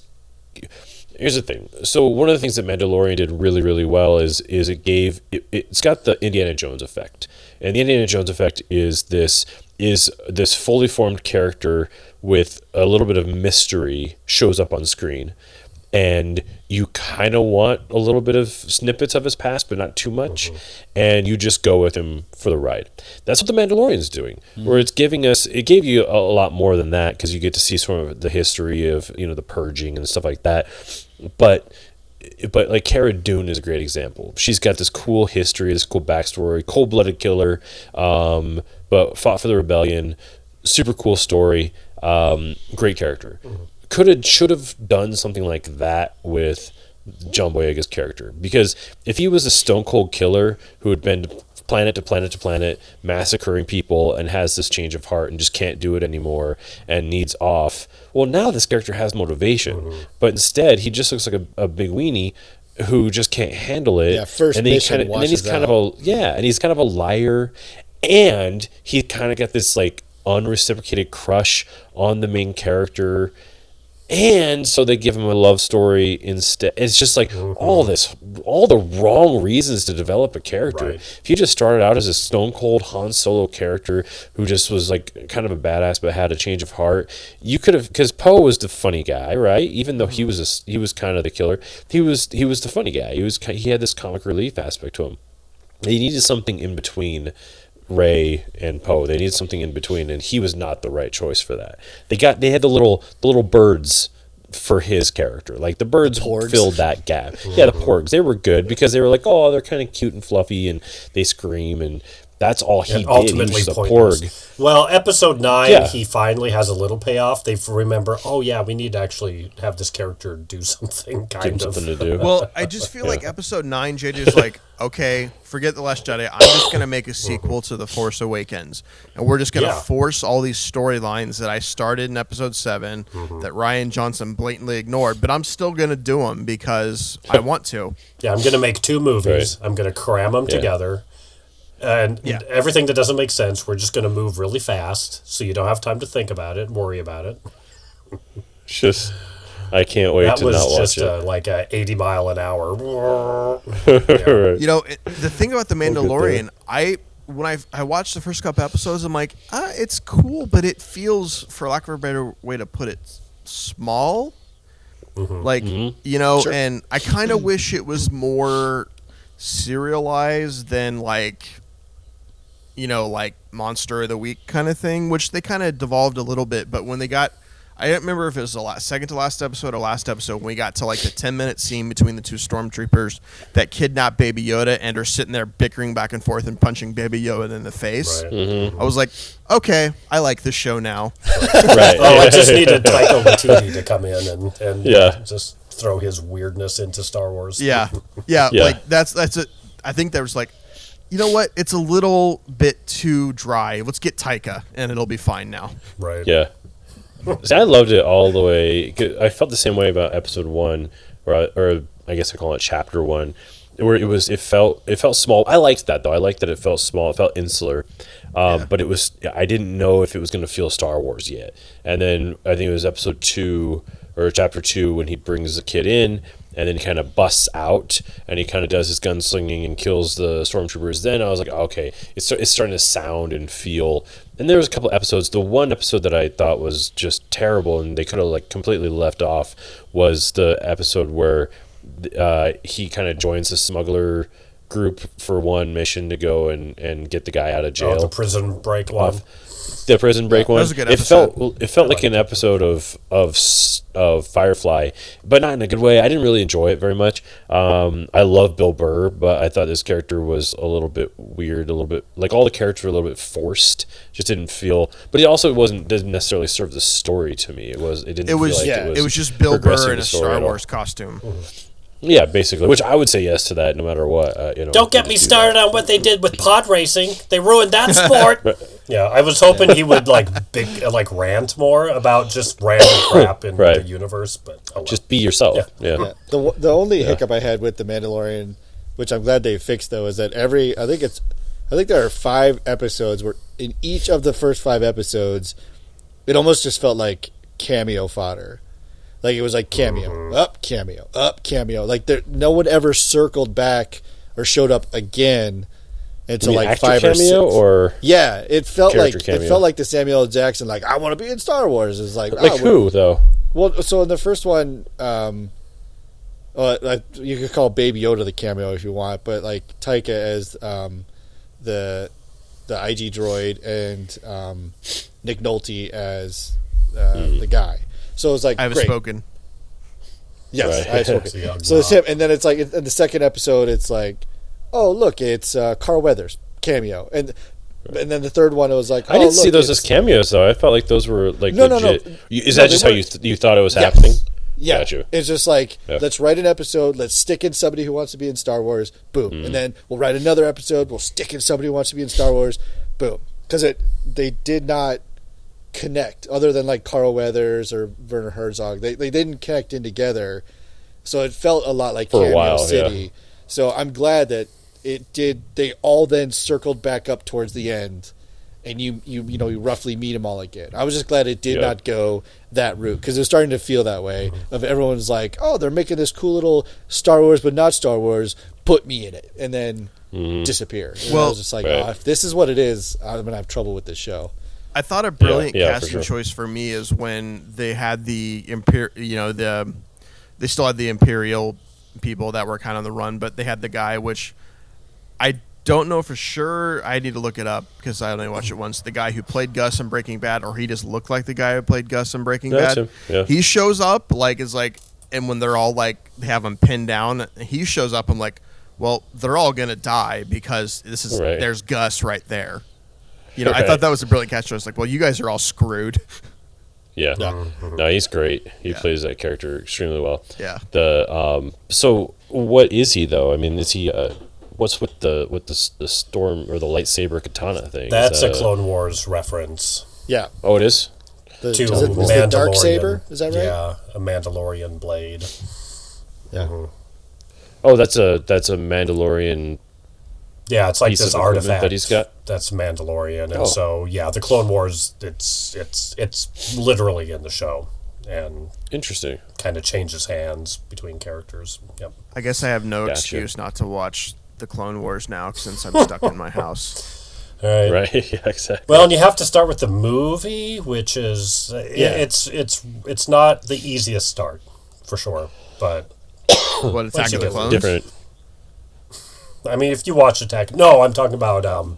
they made a Clone Wars movie. There was a theater release that kicked off the show. Yeah. Oh. Yeah.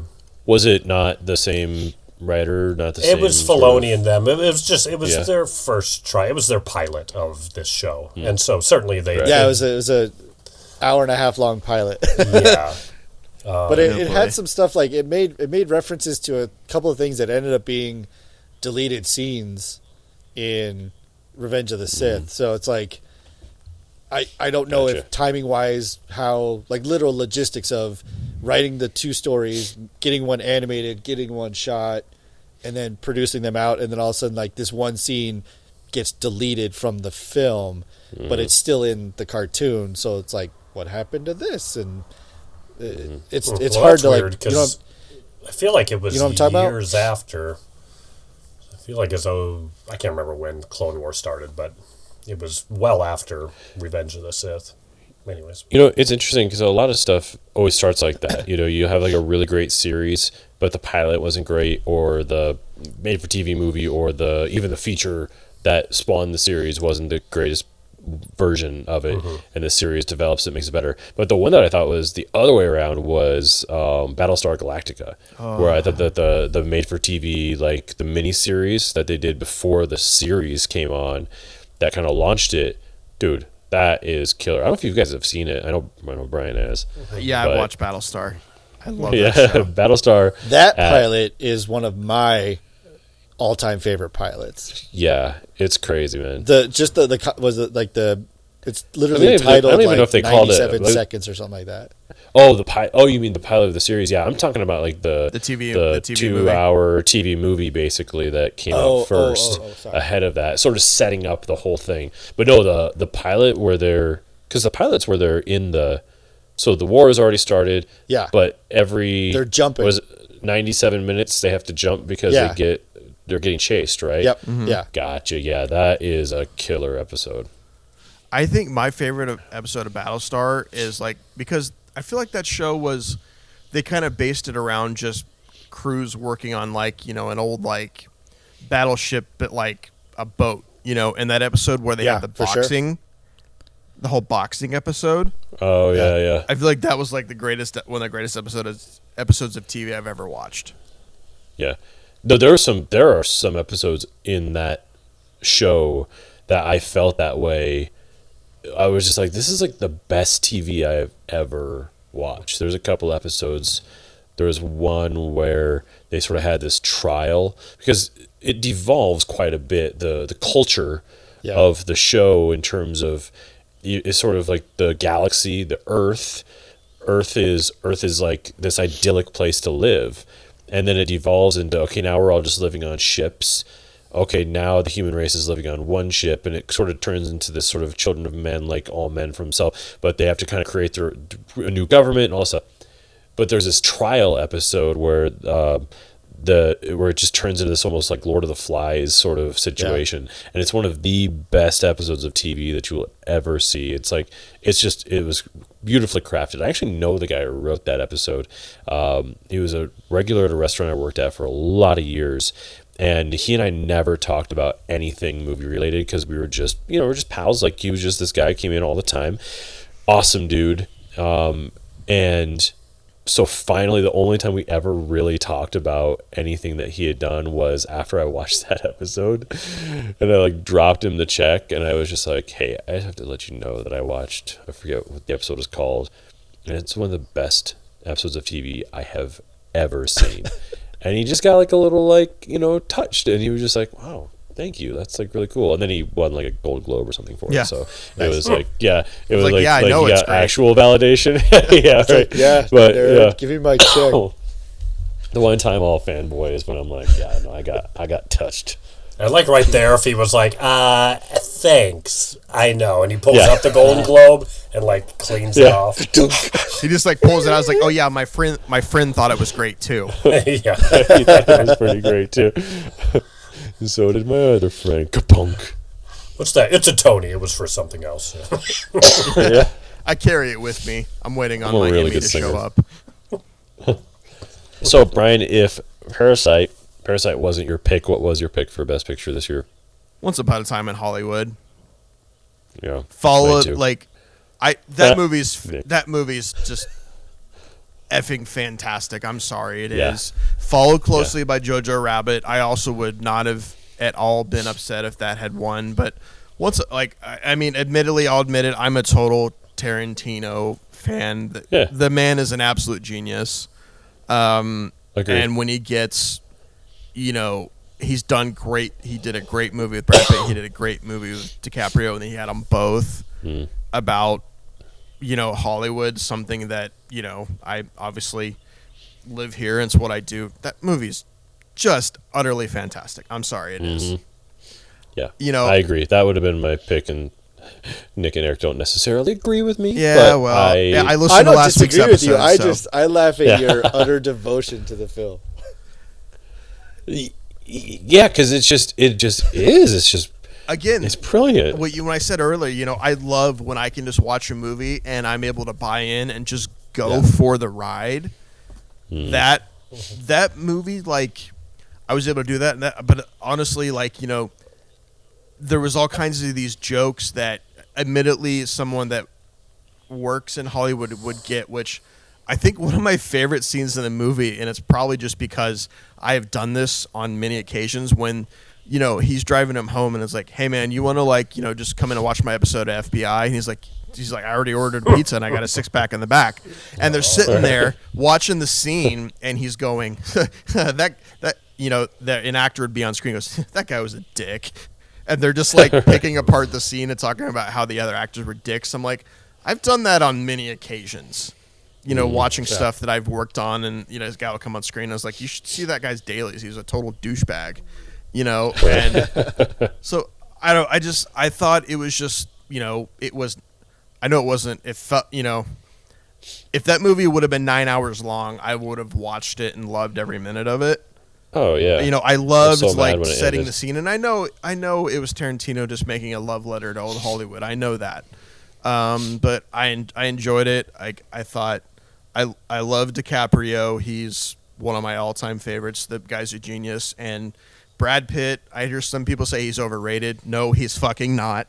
I'm sorry, he's not. So good. Margot Robbie, love her. She's also kills it in everything she does, which is sad. Every time she plays Harley Quinn, I was like, will someone please write a good script for Margot Robbie to play Harley Quinn? But that's a different story.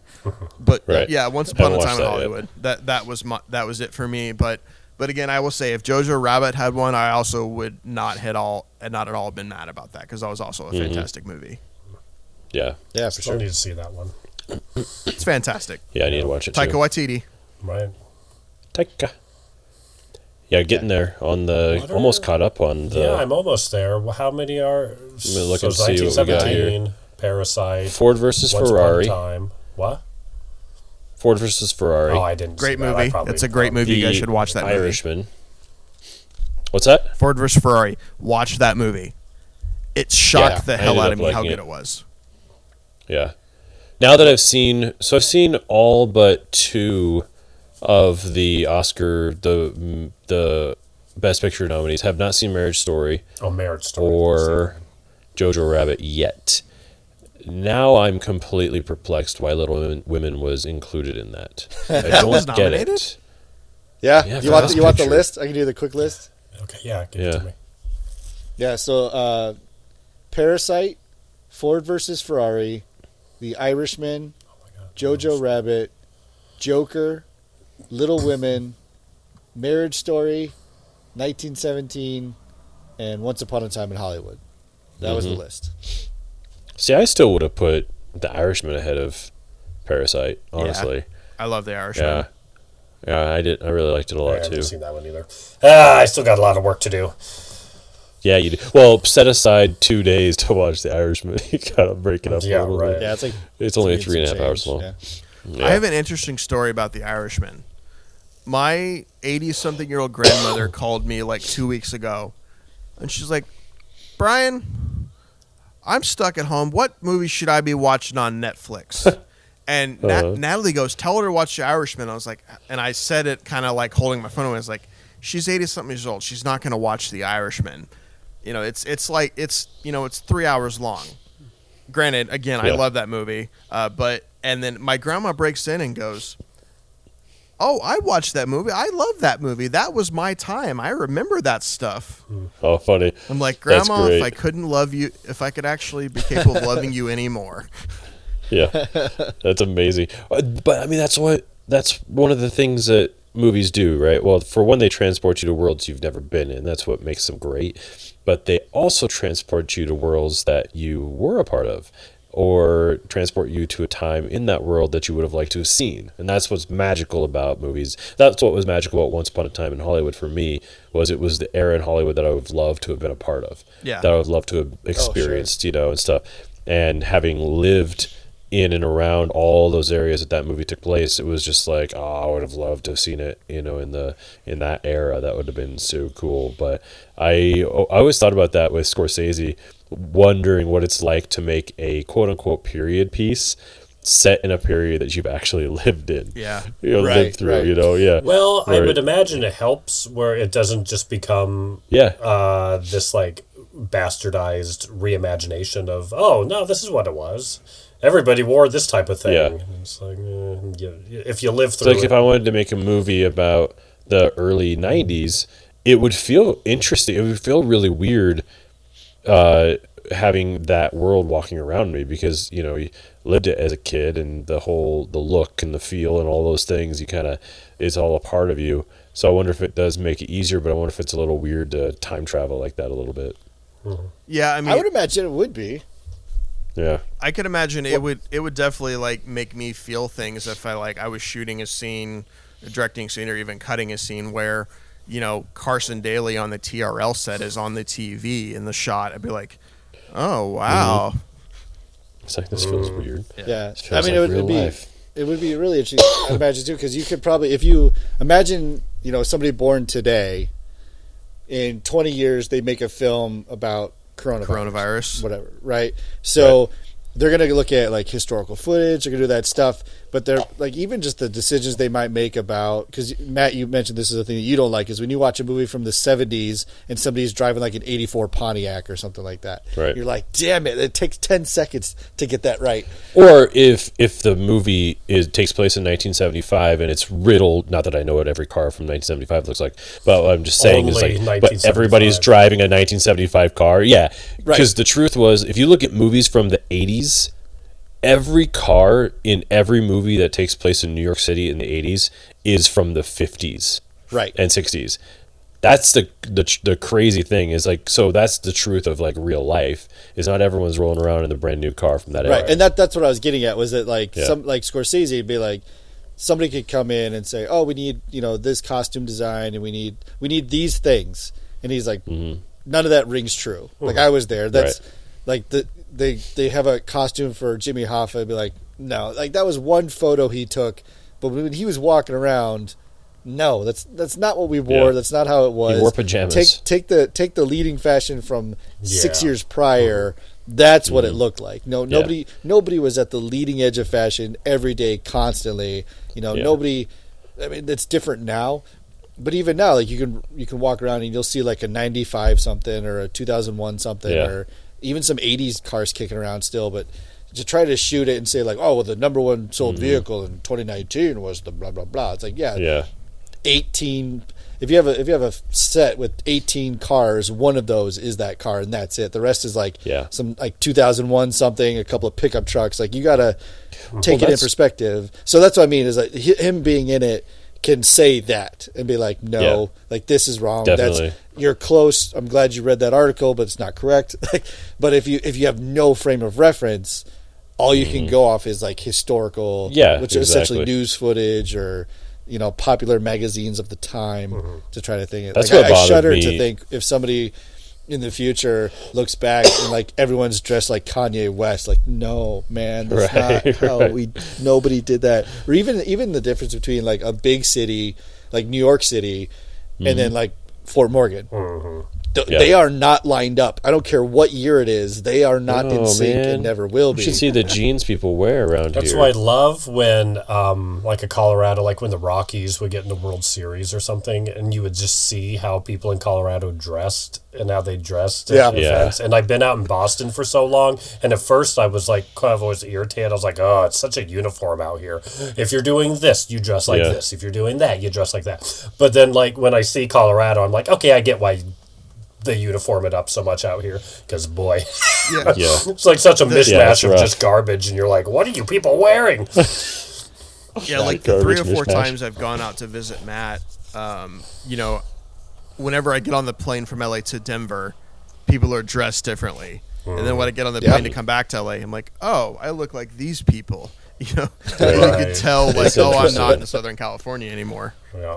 There's a guy that I work with at the factory. He's I think he went to college or went to school in New York City, so he lived in New York City for a long time. And so every time I see him, it's like a breath of fresh air. I'm just like, oh god, there's someone normal. It's like, but I'm sure because he's fashionable and he looks good, and it's just the studded jeans and there's a particular type of glasses that people wear here that are so interesting. It's just like they're just brutal. And it's an interesting thing, like fashion. Although one thing that I thought was hilarious was that time that you came out, Bryan, with our friend Eamon, and I think it was April, and it was kind of, in theory, kind of nice.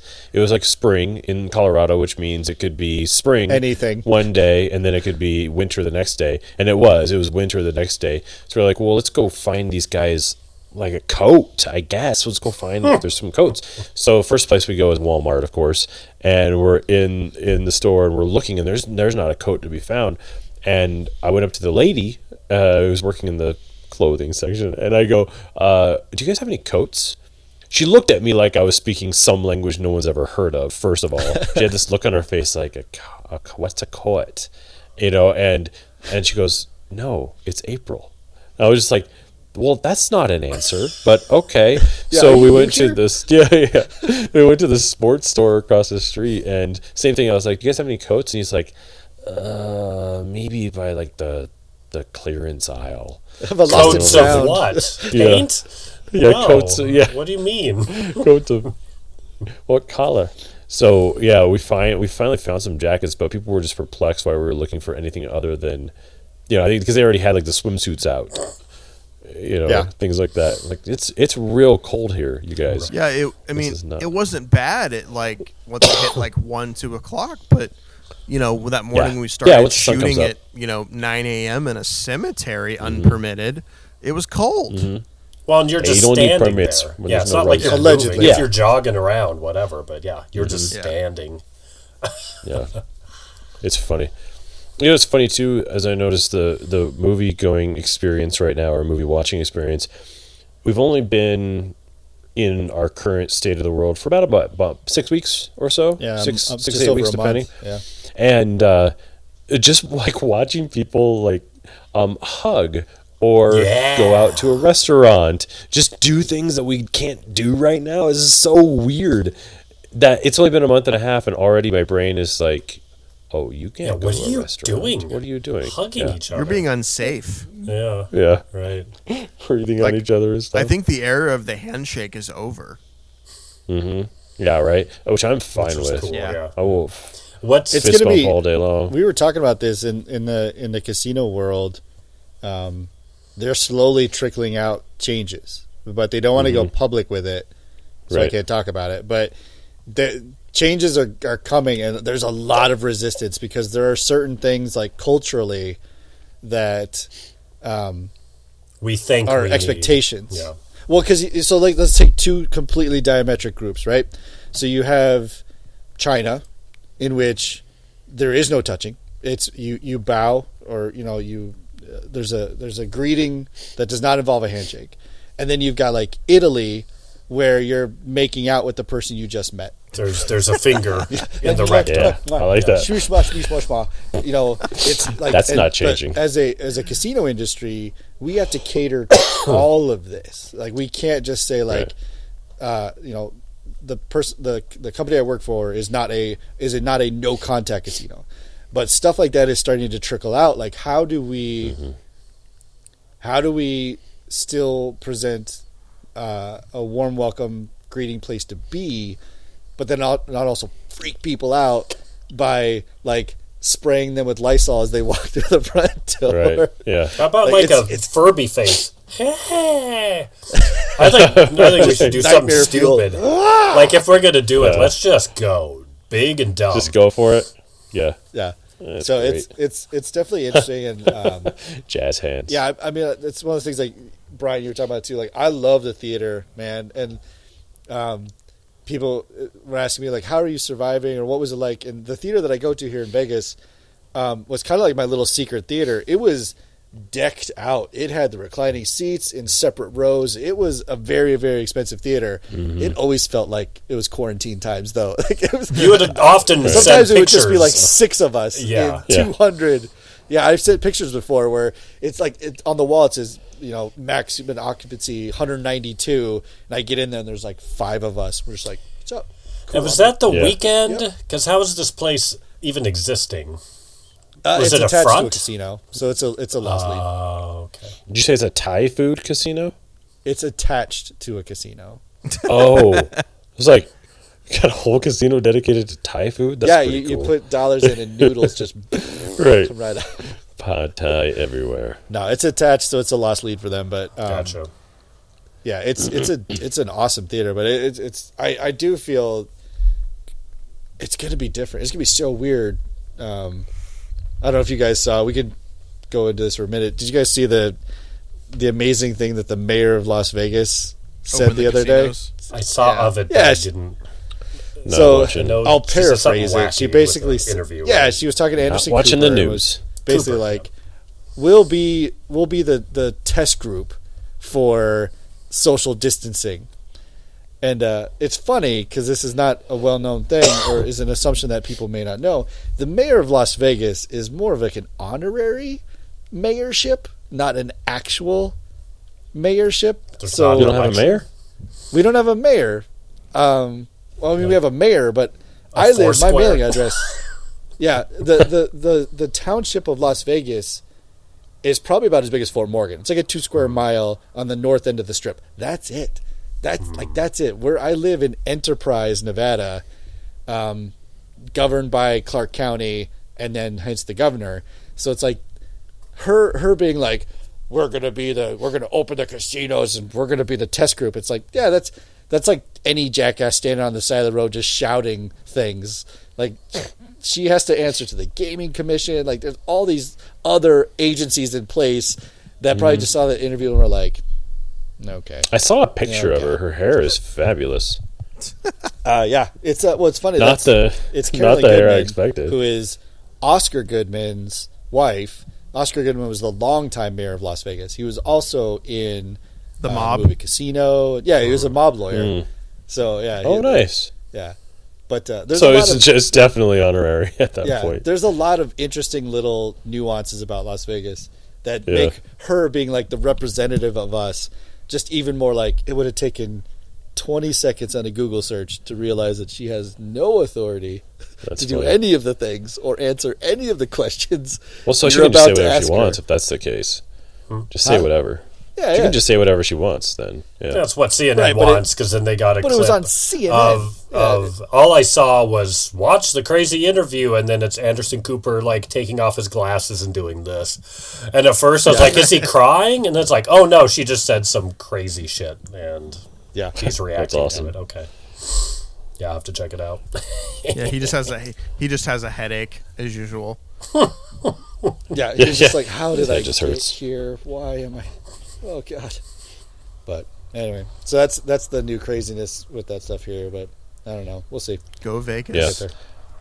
Yeah. Mhm. Well, and Vegas is like second home when you live in LA because it's where you can just go, just to zip away for the weekend or for a couple of days or whatever, and just get away and go somewhere different. So Unless it's Sunday, and then you're in that like 200-mile long traffic jam trying to get home. yeah, the drive is not delightful.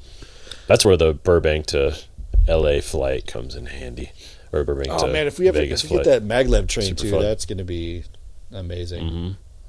Is that a Tesla thing? No, it's how much do I know? How much do you know? Pre-corona, there were 3 competing firms. One of them I used to work for. 3 competing firms that had ideas about how to get a high-speed train from LA to Las Vegas. They were run by 3 different companies with 3 different vendors. All of it was stuck behind government appropriations, though, because it would either have to cross government land, go through government land, or figure out how to go around it. Also, that part of that is reservation land too. So there's more than just like let's just put a pipe in and call it a day. So very expensive. When it's whatever. not oil, they try to care. Is that what you're saying? Yeah, right.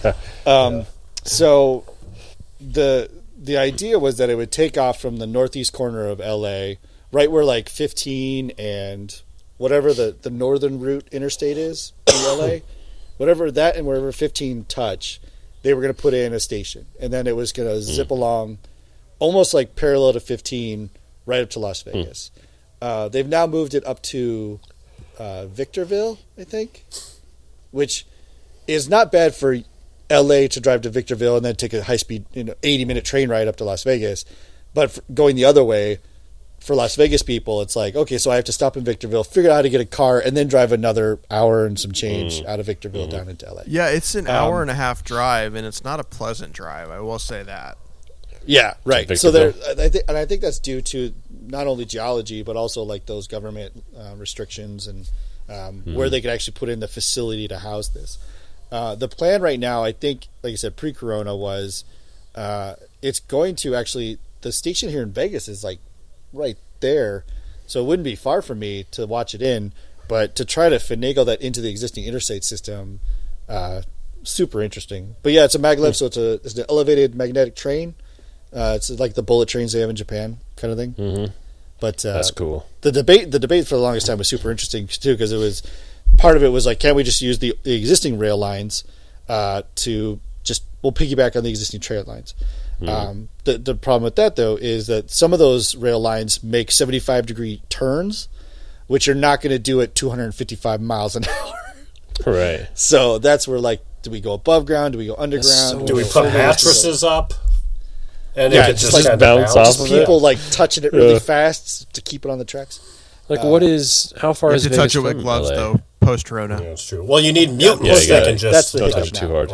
or Yeah. Jedi. Just telekinetics. Just yeah.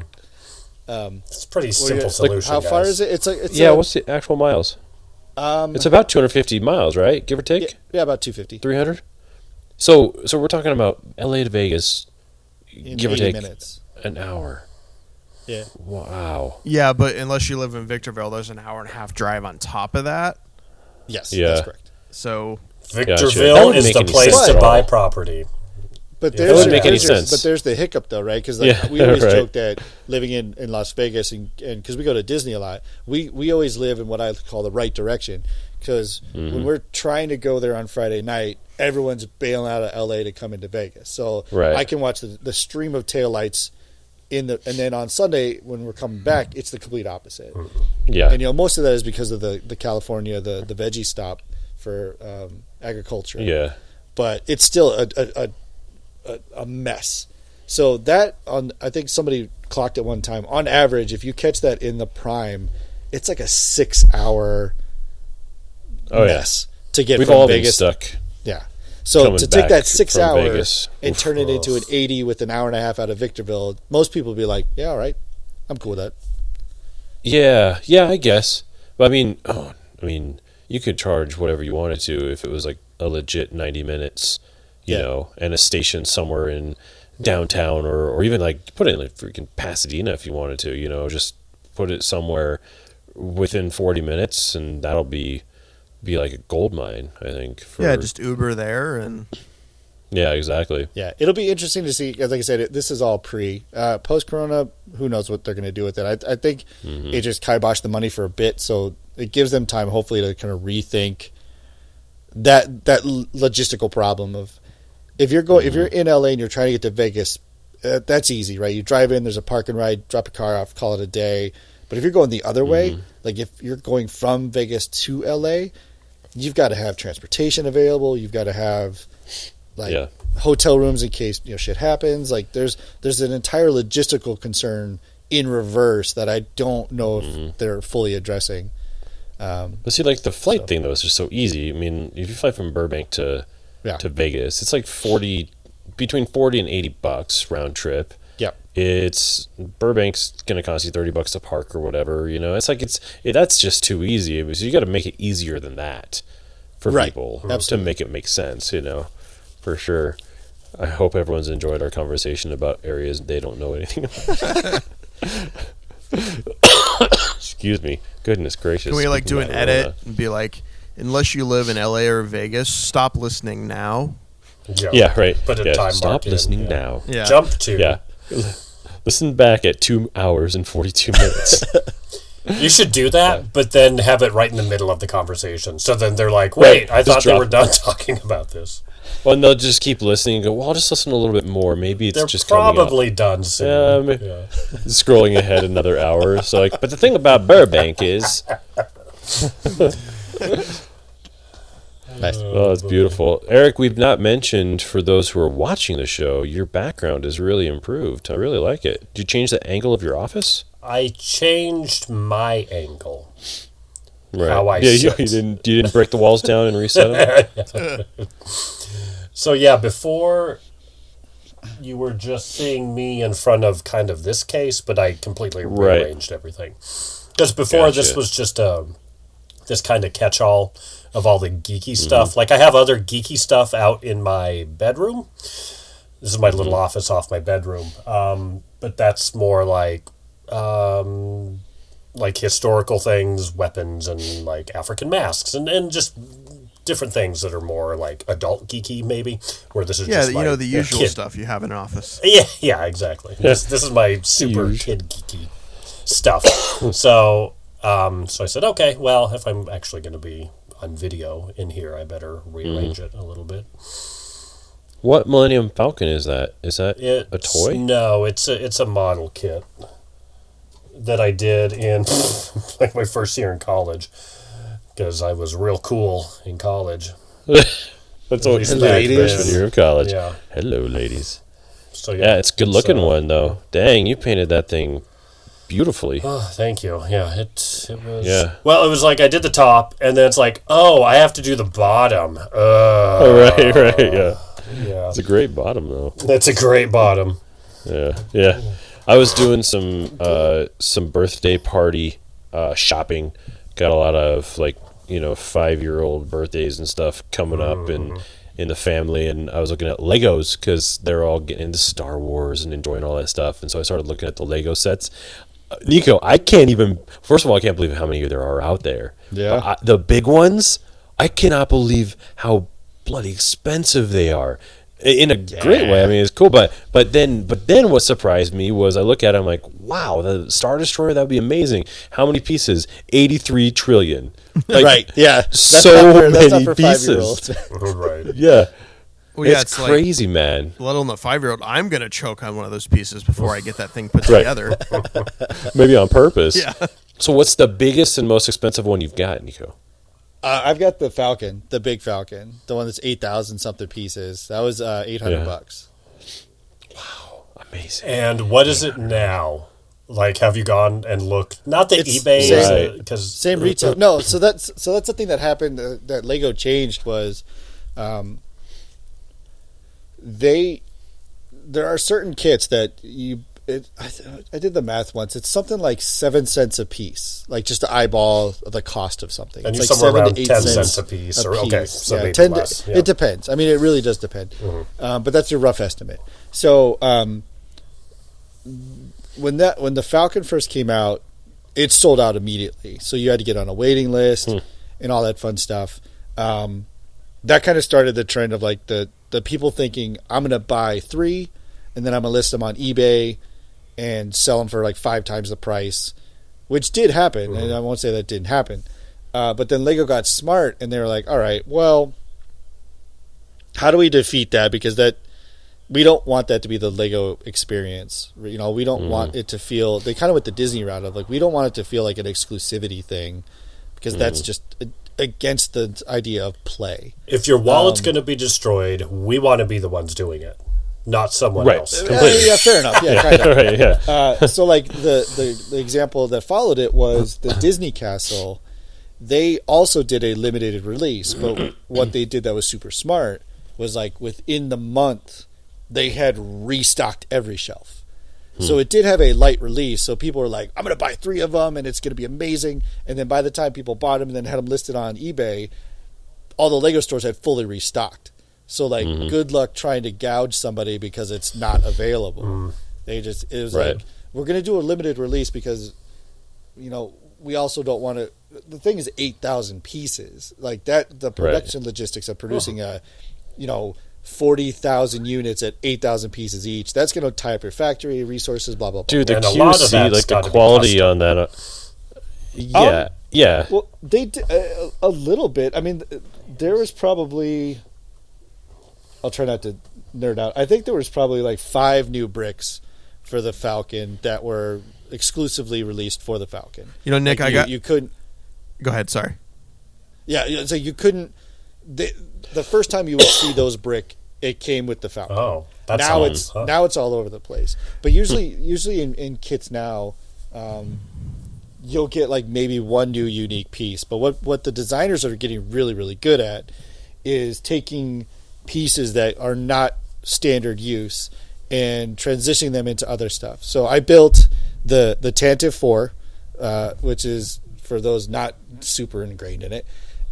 When in A New Hope, when Yeah, when they escape the Star Destroyer in A New Hope, that's the ship. So the ship that C-3PO and R2-D2 get launched off of, Leia's on giving the message, that's the Tantive 4.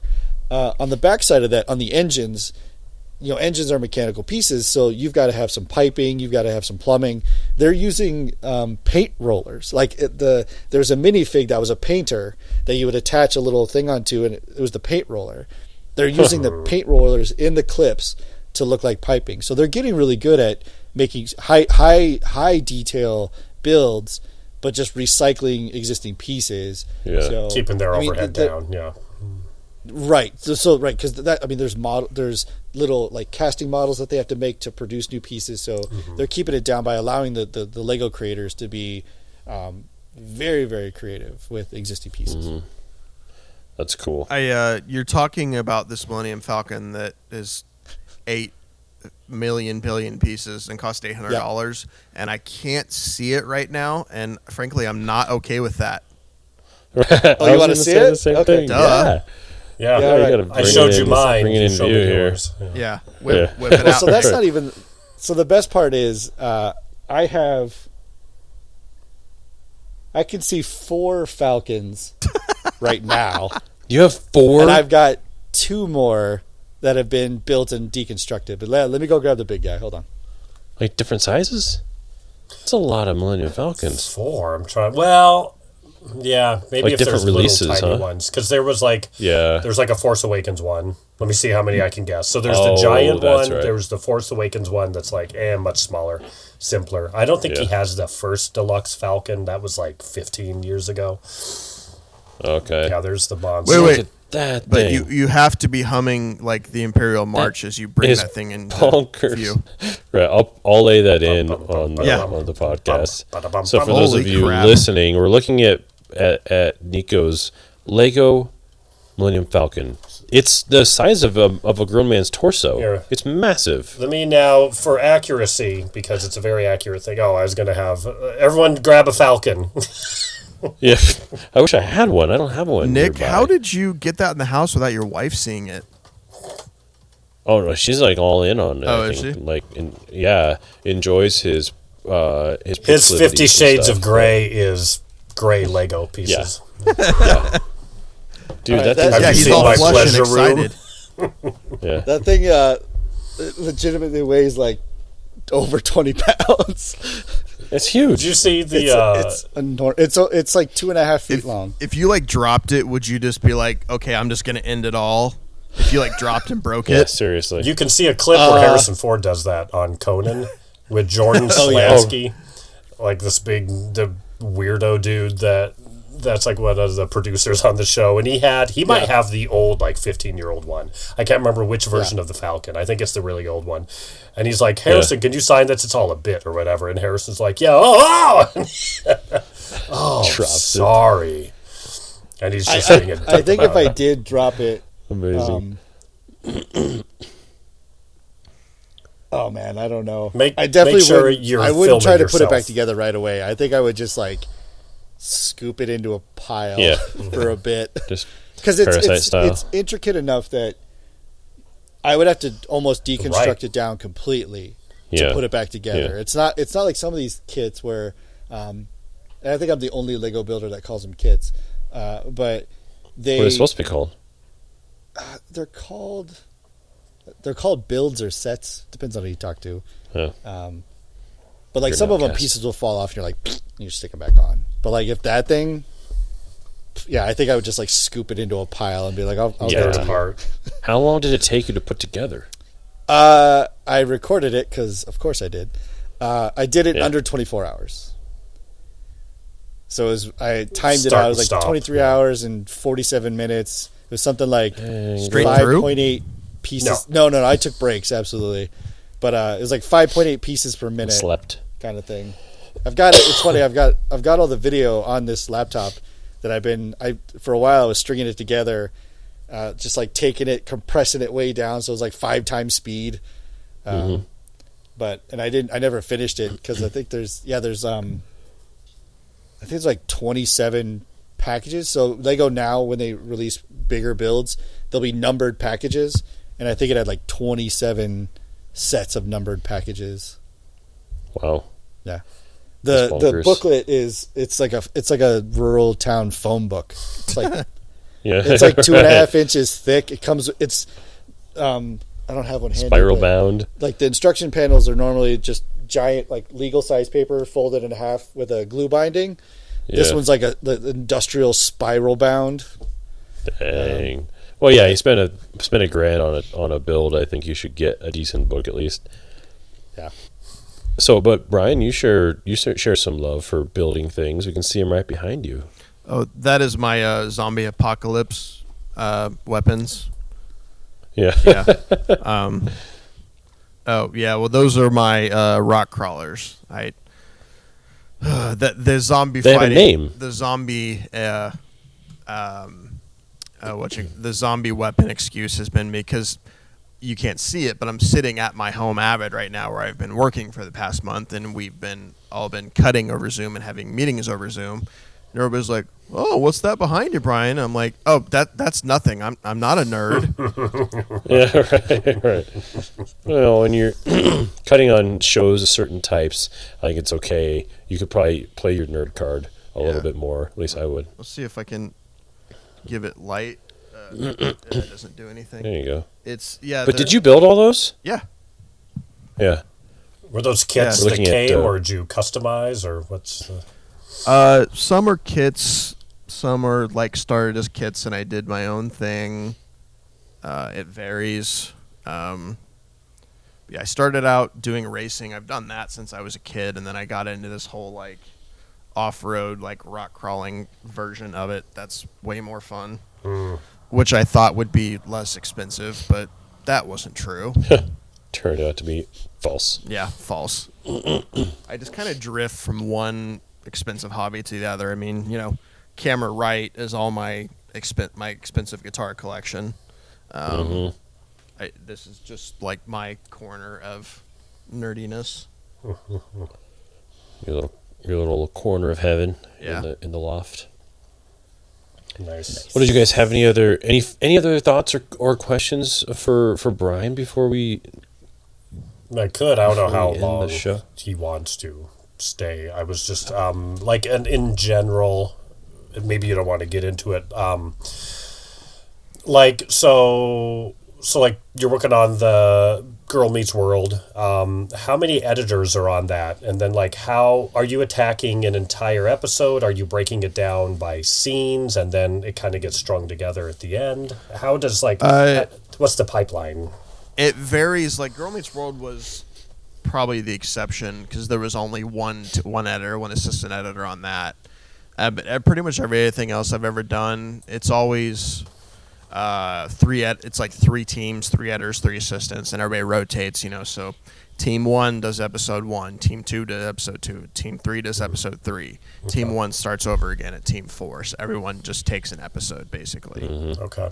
So yeah, that's basically how it works. And then how much is the assistant given? Are they helping to organize things and then the editor is the one that's making the choices? Or is there the assistant trade? basically kind of preps all the footage and does a lot. I would say it varies by editor, but in my experience, the assistants will do, I would say 90-95% of the sound work. Laying on sound effects for the editor. Sometimes the editor will make little changes. They prep all the dailies. If there's no visual effects editor, they do a lot of the temp visual effects. They're also in charge of outputting all the shows and the various things. So it and a lot of times assistants get to cut too. That also varies by editor, of course, but and by that's assistant, right? Yeah, and some assistants don't want to cut. I have met a few that don't actually want to cut. So They're just happy doing their job. yeah. And those are the people that are like, I just want to stay an assistant. I don't want to become an editor. No. Okay. Yeah.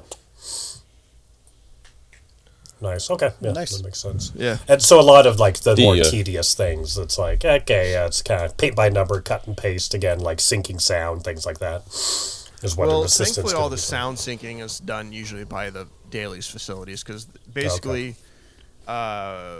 productions shoot, they send it all to a dailies facility, and they apply a temp color to everything. and they sync all the sounds so that, when the editorial gets it the next morning, you can start organizing and get right to it. Because the goal is always to, everything they shoot, unless it's, obviously there's exceptions because sometimes scenes are huge. Mm-hmm. But, the goal is to always keep up to camera, which means, everything they shot the day before, you get cut the next day and keep up. Because, because, like say an episode of a show, if it's a 7-day shoot, they usually want the show by day 8 or 9 to get to the director. So you gotta keep up with it as best as you can. So it's like a half shows hour like that, show. are you... It's like a week to put together from shoot to edit. Yeah, when I was on the Goldbergs, it was a 5-day shoot. That was a half hour, but it was considered single camera. Like Girl Meets World was a multicam sitcom, so it was only 2 days. Most hour-long stuff I've done, it's 7 or 10 days usually. Okay. So it all depends. Mm-hmm. Are you given the director's choice takes, their print takes ahead of time? And are those just circled on a script given to you, or how does it work? We get the line script pages every morning too. Mm-hmm. And so you know which ones you liked, and yeah, initially cut those in. You ever given a chance to kind of say, what do you like, A or B sort of thing, or? To be honest, pretty much a lot of stuff is circled nowadays. I would say half the time they'll say, use this bit from this take, but more often than not, they'll get 4 or 5 circle takes and 4 or 5 takes that are bean egg, and but the thing I've noticed is with editors, it's like everything looks stuff always looks different when you get it in the edit than how it looked on set. Mm-hmm. So and I think directors always want editors to use a circle takes, but I think most of them will be like, well, if you see something you truly think is better, go for it. But that's but that's all directors too. So it just varies. I think you have to feel it out on every show. Mm-hmm. Yeah, or directors like me who hate watching dailies, just let you do it. Just pick them. Yeah, most editors love when anybody gives them a note and they say, "Is that the best take?" Right. Yeah. I've never done that. Yeah, Matt, you know how much I love that one. Yeah. I also know what it's like to be shown the same edit of the same scene twice as if they were 2 different ones, and going, I like the first one more than the second one. It's, in costuming, they call that a French alteration. Like an editor dick move? The French alteration? Yeah, that's what they call that. When you go, the designer wanted this tweak towards the very end of tech. Yeah, sure. Okay, there, we did it. Now what? And they usually go, looks way better. Thank you. Perfect. Well, that's like, if you guys heard the story about Russell Crowe and Gladiator. Maybe. I don't think so. I guess, there was some scene they were shooting, and he was just throwing a fit about how bad the dialogue was, and the whole shoot, and I guess the writer they had on set, I don't know if it's the guy who wrote the rest of the movie or just a writer they had on set to do rewrites, and the writer finally just got pissed and fed up and just reprinted the same exact script on a different color page, and Russell Crowe goes, "See, man. That's what I'm talking about.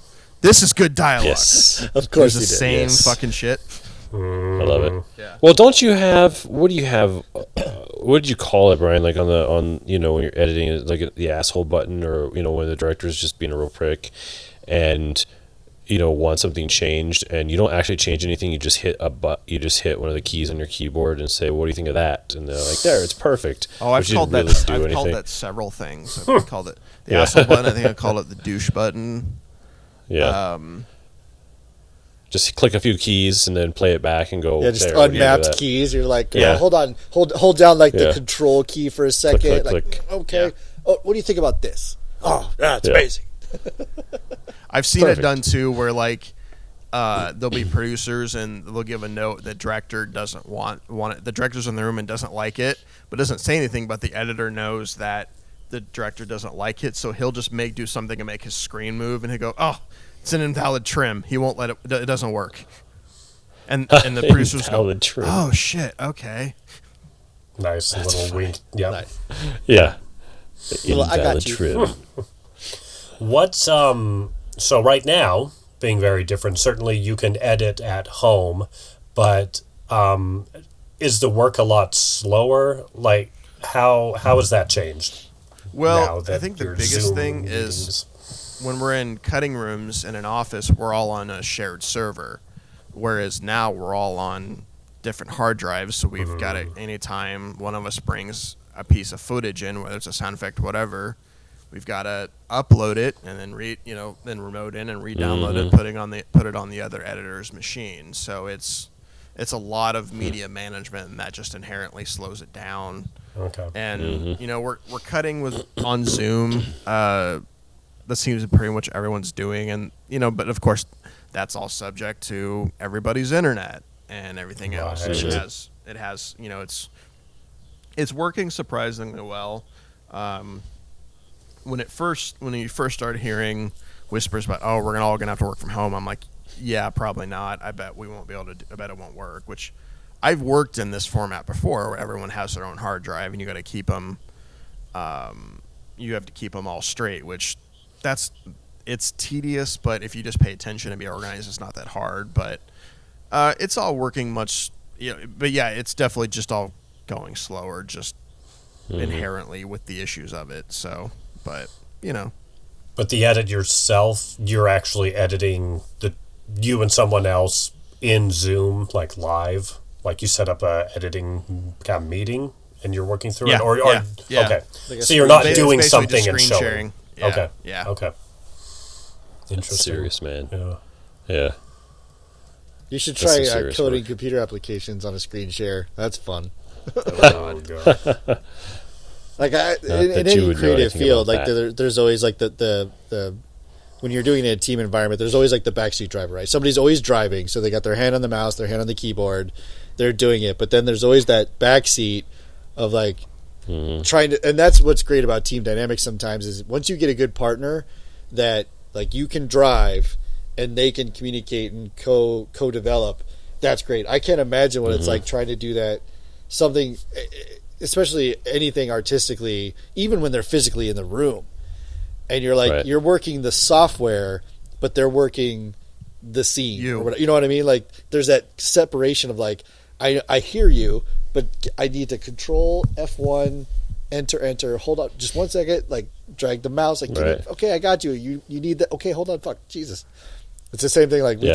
tried to do a coding thing the other day, and it was even just like, there's 4 of us here, just trying to do our best to communicate but not talk over the top of each other. Imagine when you're trying to problem solve and you got like 3 of the smartest dudes in the room and it's like, oh, it just quickly devolves to wanna shut imagine up, shut up, give me a second, click. Okay, now what do you have to say? Enlighten me. Yeah, I can't imagine Bunch of mean in guys a from the very IT creative crowd. process what that's like. Making cheese, you can't do like that. I've been working at Target. Yeah, well, yeah, you can't work at Target from Zoom, can you? No, I can't. You can't unload a truck Yeah. from Zoom. Are you like completely terrified working at Target right now? I probably should be, and I'm just not at all. And That's good. yeah, maybe. I don't know. Yeah, Yeah. I'm really kind of nonplussed about the whole thing. And I think part of me Yeah. is in the back of my head going, oh, I probably already had it, so whatever, it's fine. But I might Because not you were have. like crazy sick before all this, weren't you? Well, yeah, I had 3 weeks of a sore throat that just sat at the same level just the whole time. Yeah. And that's weird. And so I went, well, that's Yeah. different. So maybe that was it. And because this thing seems to manifest itself in so many different ways with different people, Yeah. who knows? Maybe It's in all kind of based upon 2 your years body. I'll get a test that says accurately if I had it. Hey, Maybe. Yeah. Yeah, right. Yeah, I was thinking about this, like, maybe like a little down the road when maybe this calms down, maybe I'll go get like the antibodies test just to see if I actually did have it. Right. Right. I'm just kind of Yeah. curious, but I wouldn't be surprised if, like, we talk about how the world's changed. I'm wondering if, when it comes time to, like, for those employed, which we are, thankfully, when it comes time to, like, renew benefits at the end of the year, for your 2021 benefits, I'm wondering if insurance companies aren't going to be like, it's like when you had to, like, what they started doing now, too, is where sometimes, like, you have to go take a smoke test. So if you're a smoker, your rates are different, but you have to prove it you have to go to like a Quest Diagnostics or whatever. And they do a smoke test. I'm wondering if at the end of this year, there isn't some sort of like COVID test, like, oh, you want insurance? Cool. You must go get this additional test. Like the way that mine works is you have to go do an annual where they like cholesterol, smoke test, all that kind of stuff. They're seeing where you sit inside of like the healthy spectrum. Basically, can they charge you more money or not for your premium? I'm honestly curious if there isn't going to be some sort of like, you need to go get a COVID antibody or some sort of test to know where you lie inside this spectrum. If let's just say it doesn't go away, which you probably want. The flu doesn't go away, cold doesn't go away. So I'm honestly curious from like a very evil government standpoint if these insurance companies aren't prepping up for the COVID premium. Once we get the antivirus, or what do you call those things? Vaccine. That's the word. Antivirus sounded way too 24. It's about the same. Way too Michael Bay. But yeah, once we get that going, and it's like it's done. But that's a good year out probably. So at least, at least at a minimum, if it doesn't mutate, yeah. I just keep looking. I don't know. My dog Jefferson is being real weird. He's wandering around in here, sniffing things and looking at things that he's never sniffed and looked at before, and don't know what's going on with him. Yeah. Well, it's his way of saying, what have you been doing for too long? Yeah. Yeah, exactly right. I don't know if you guys can hear it, but my dog was laying over there just snoring like as loud as possible. No, she sounds that's so cute. She's just over there. That's really cute. Just enjoying her life. No, you got a good mic there. It's very directional. Well, Bryan, thank you for being on the show. It was a thanks pleasure. For having me. Yeah, man. I hope you had a good time. We had a great time talking to you. Yep. Thanks for and to all of our fans out there. Thanks for listening and thanks for supporting the show. And we'll see you all next week. Except for you, Cyclops. Suck it. Exit music. Doodle-doodle-doo.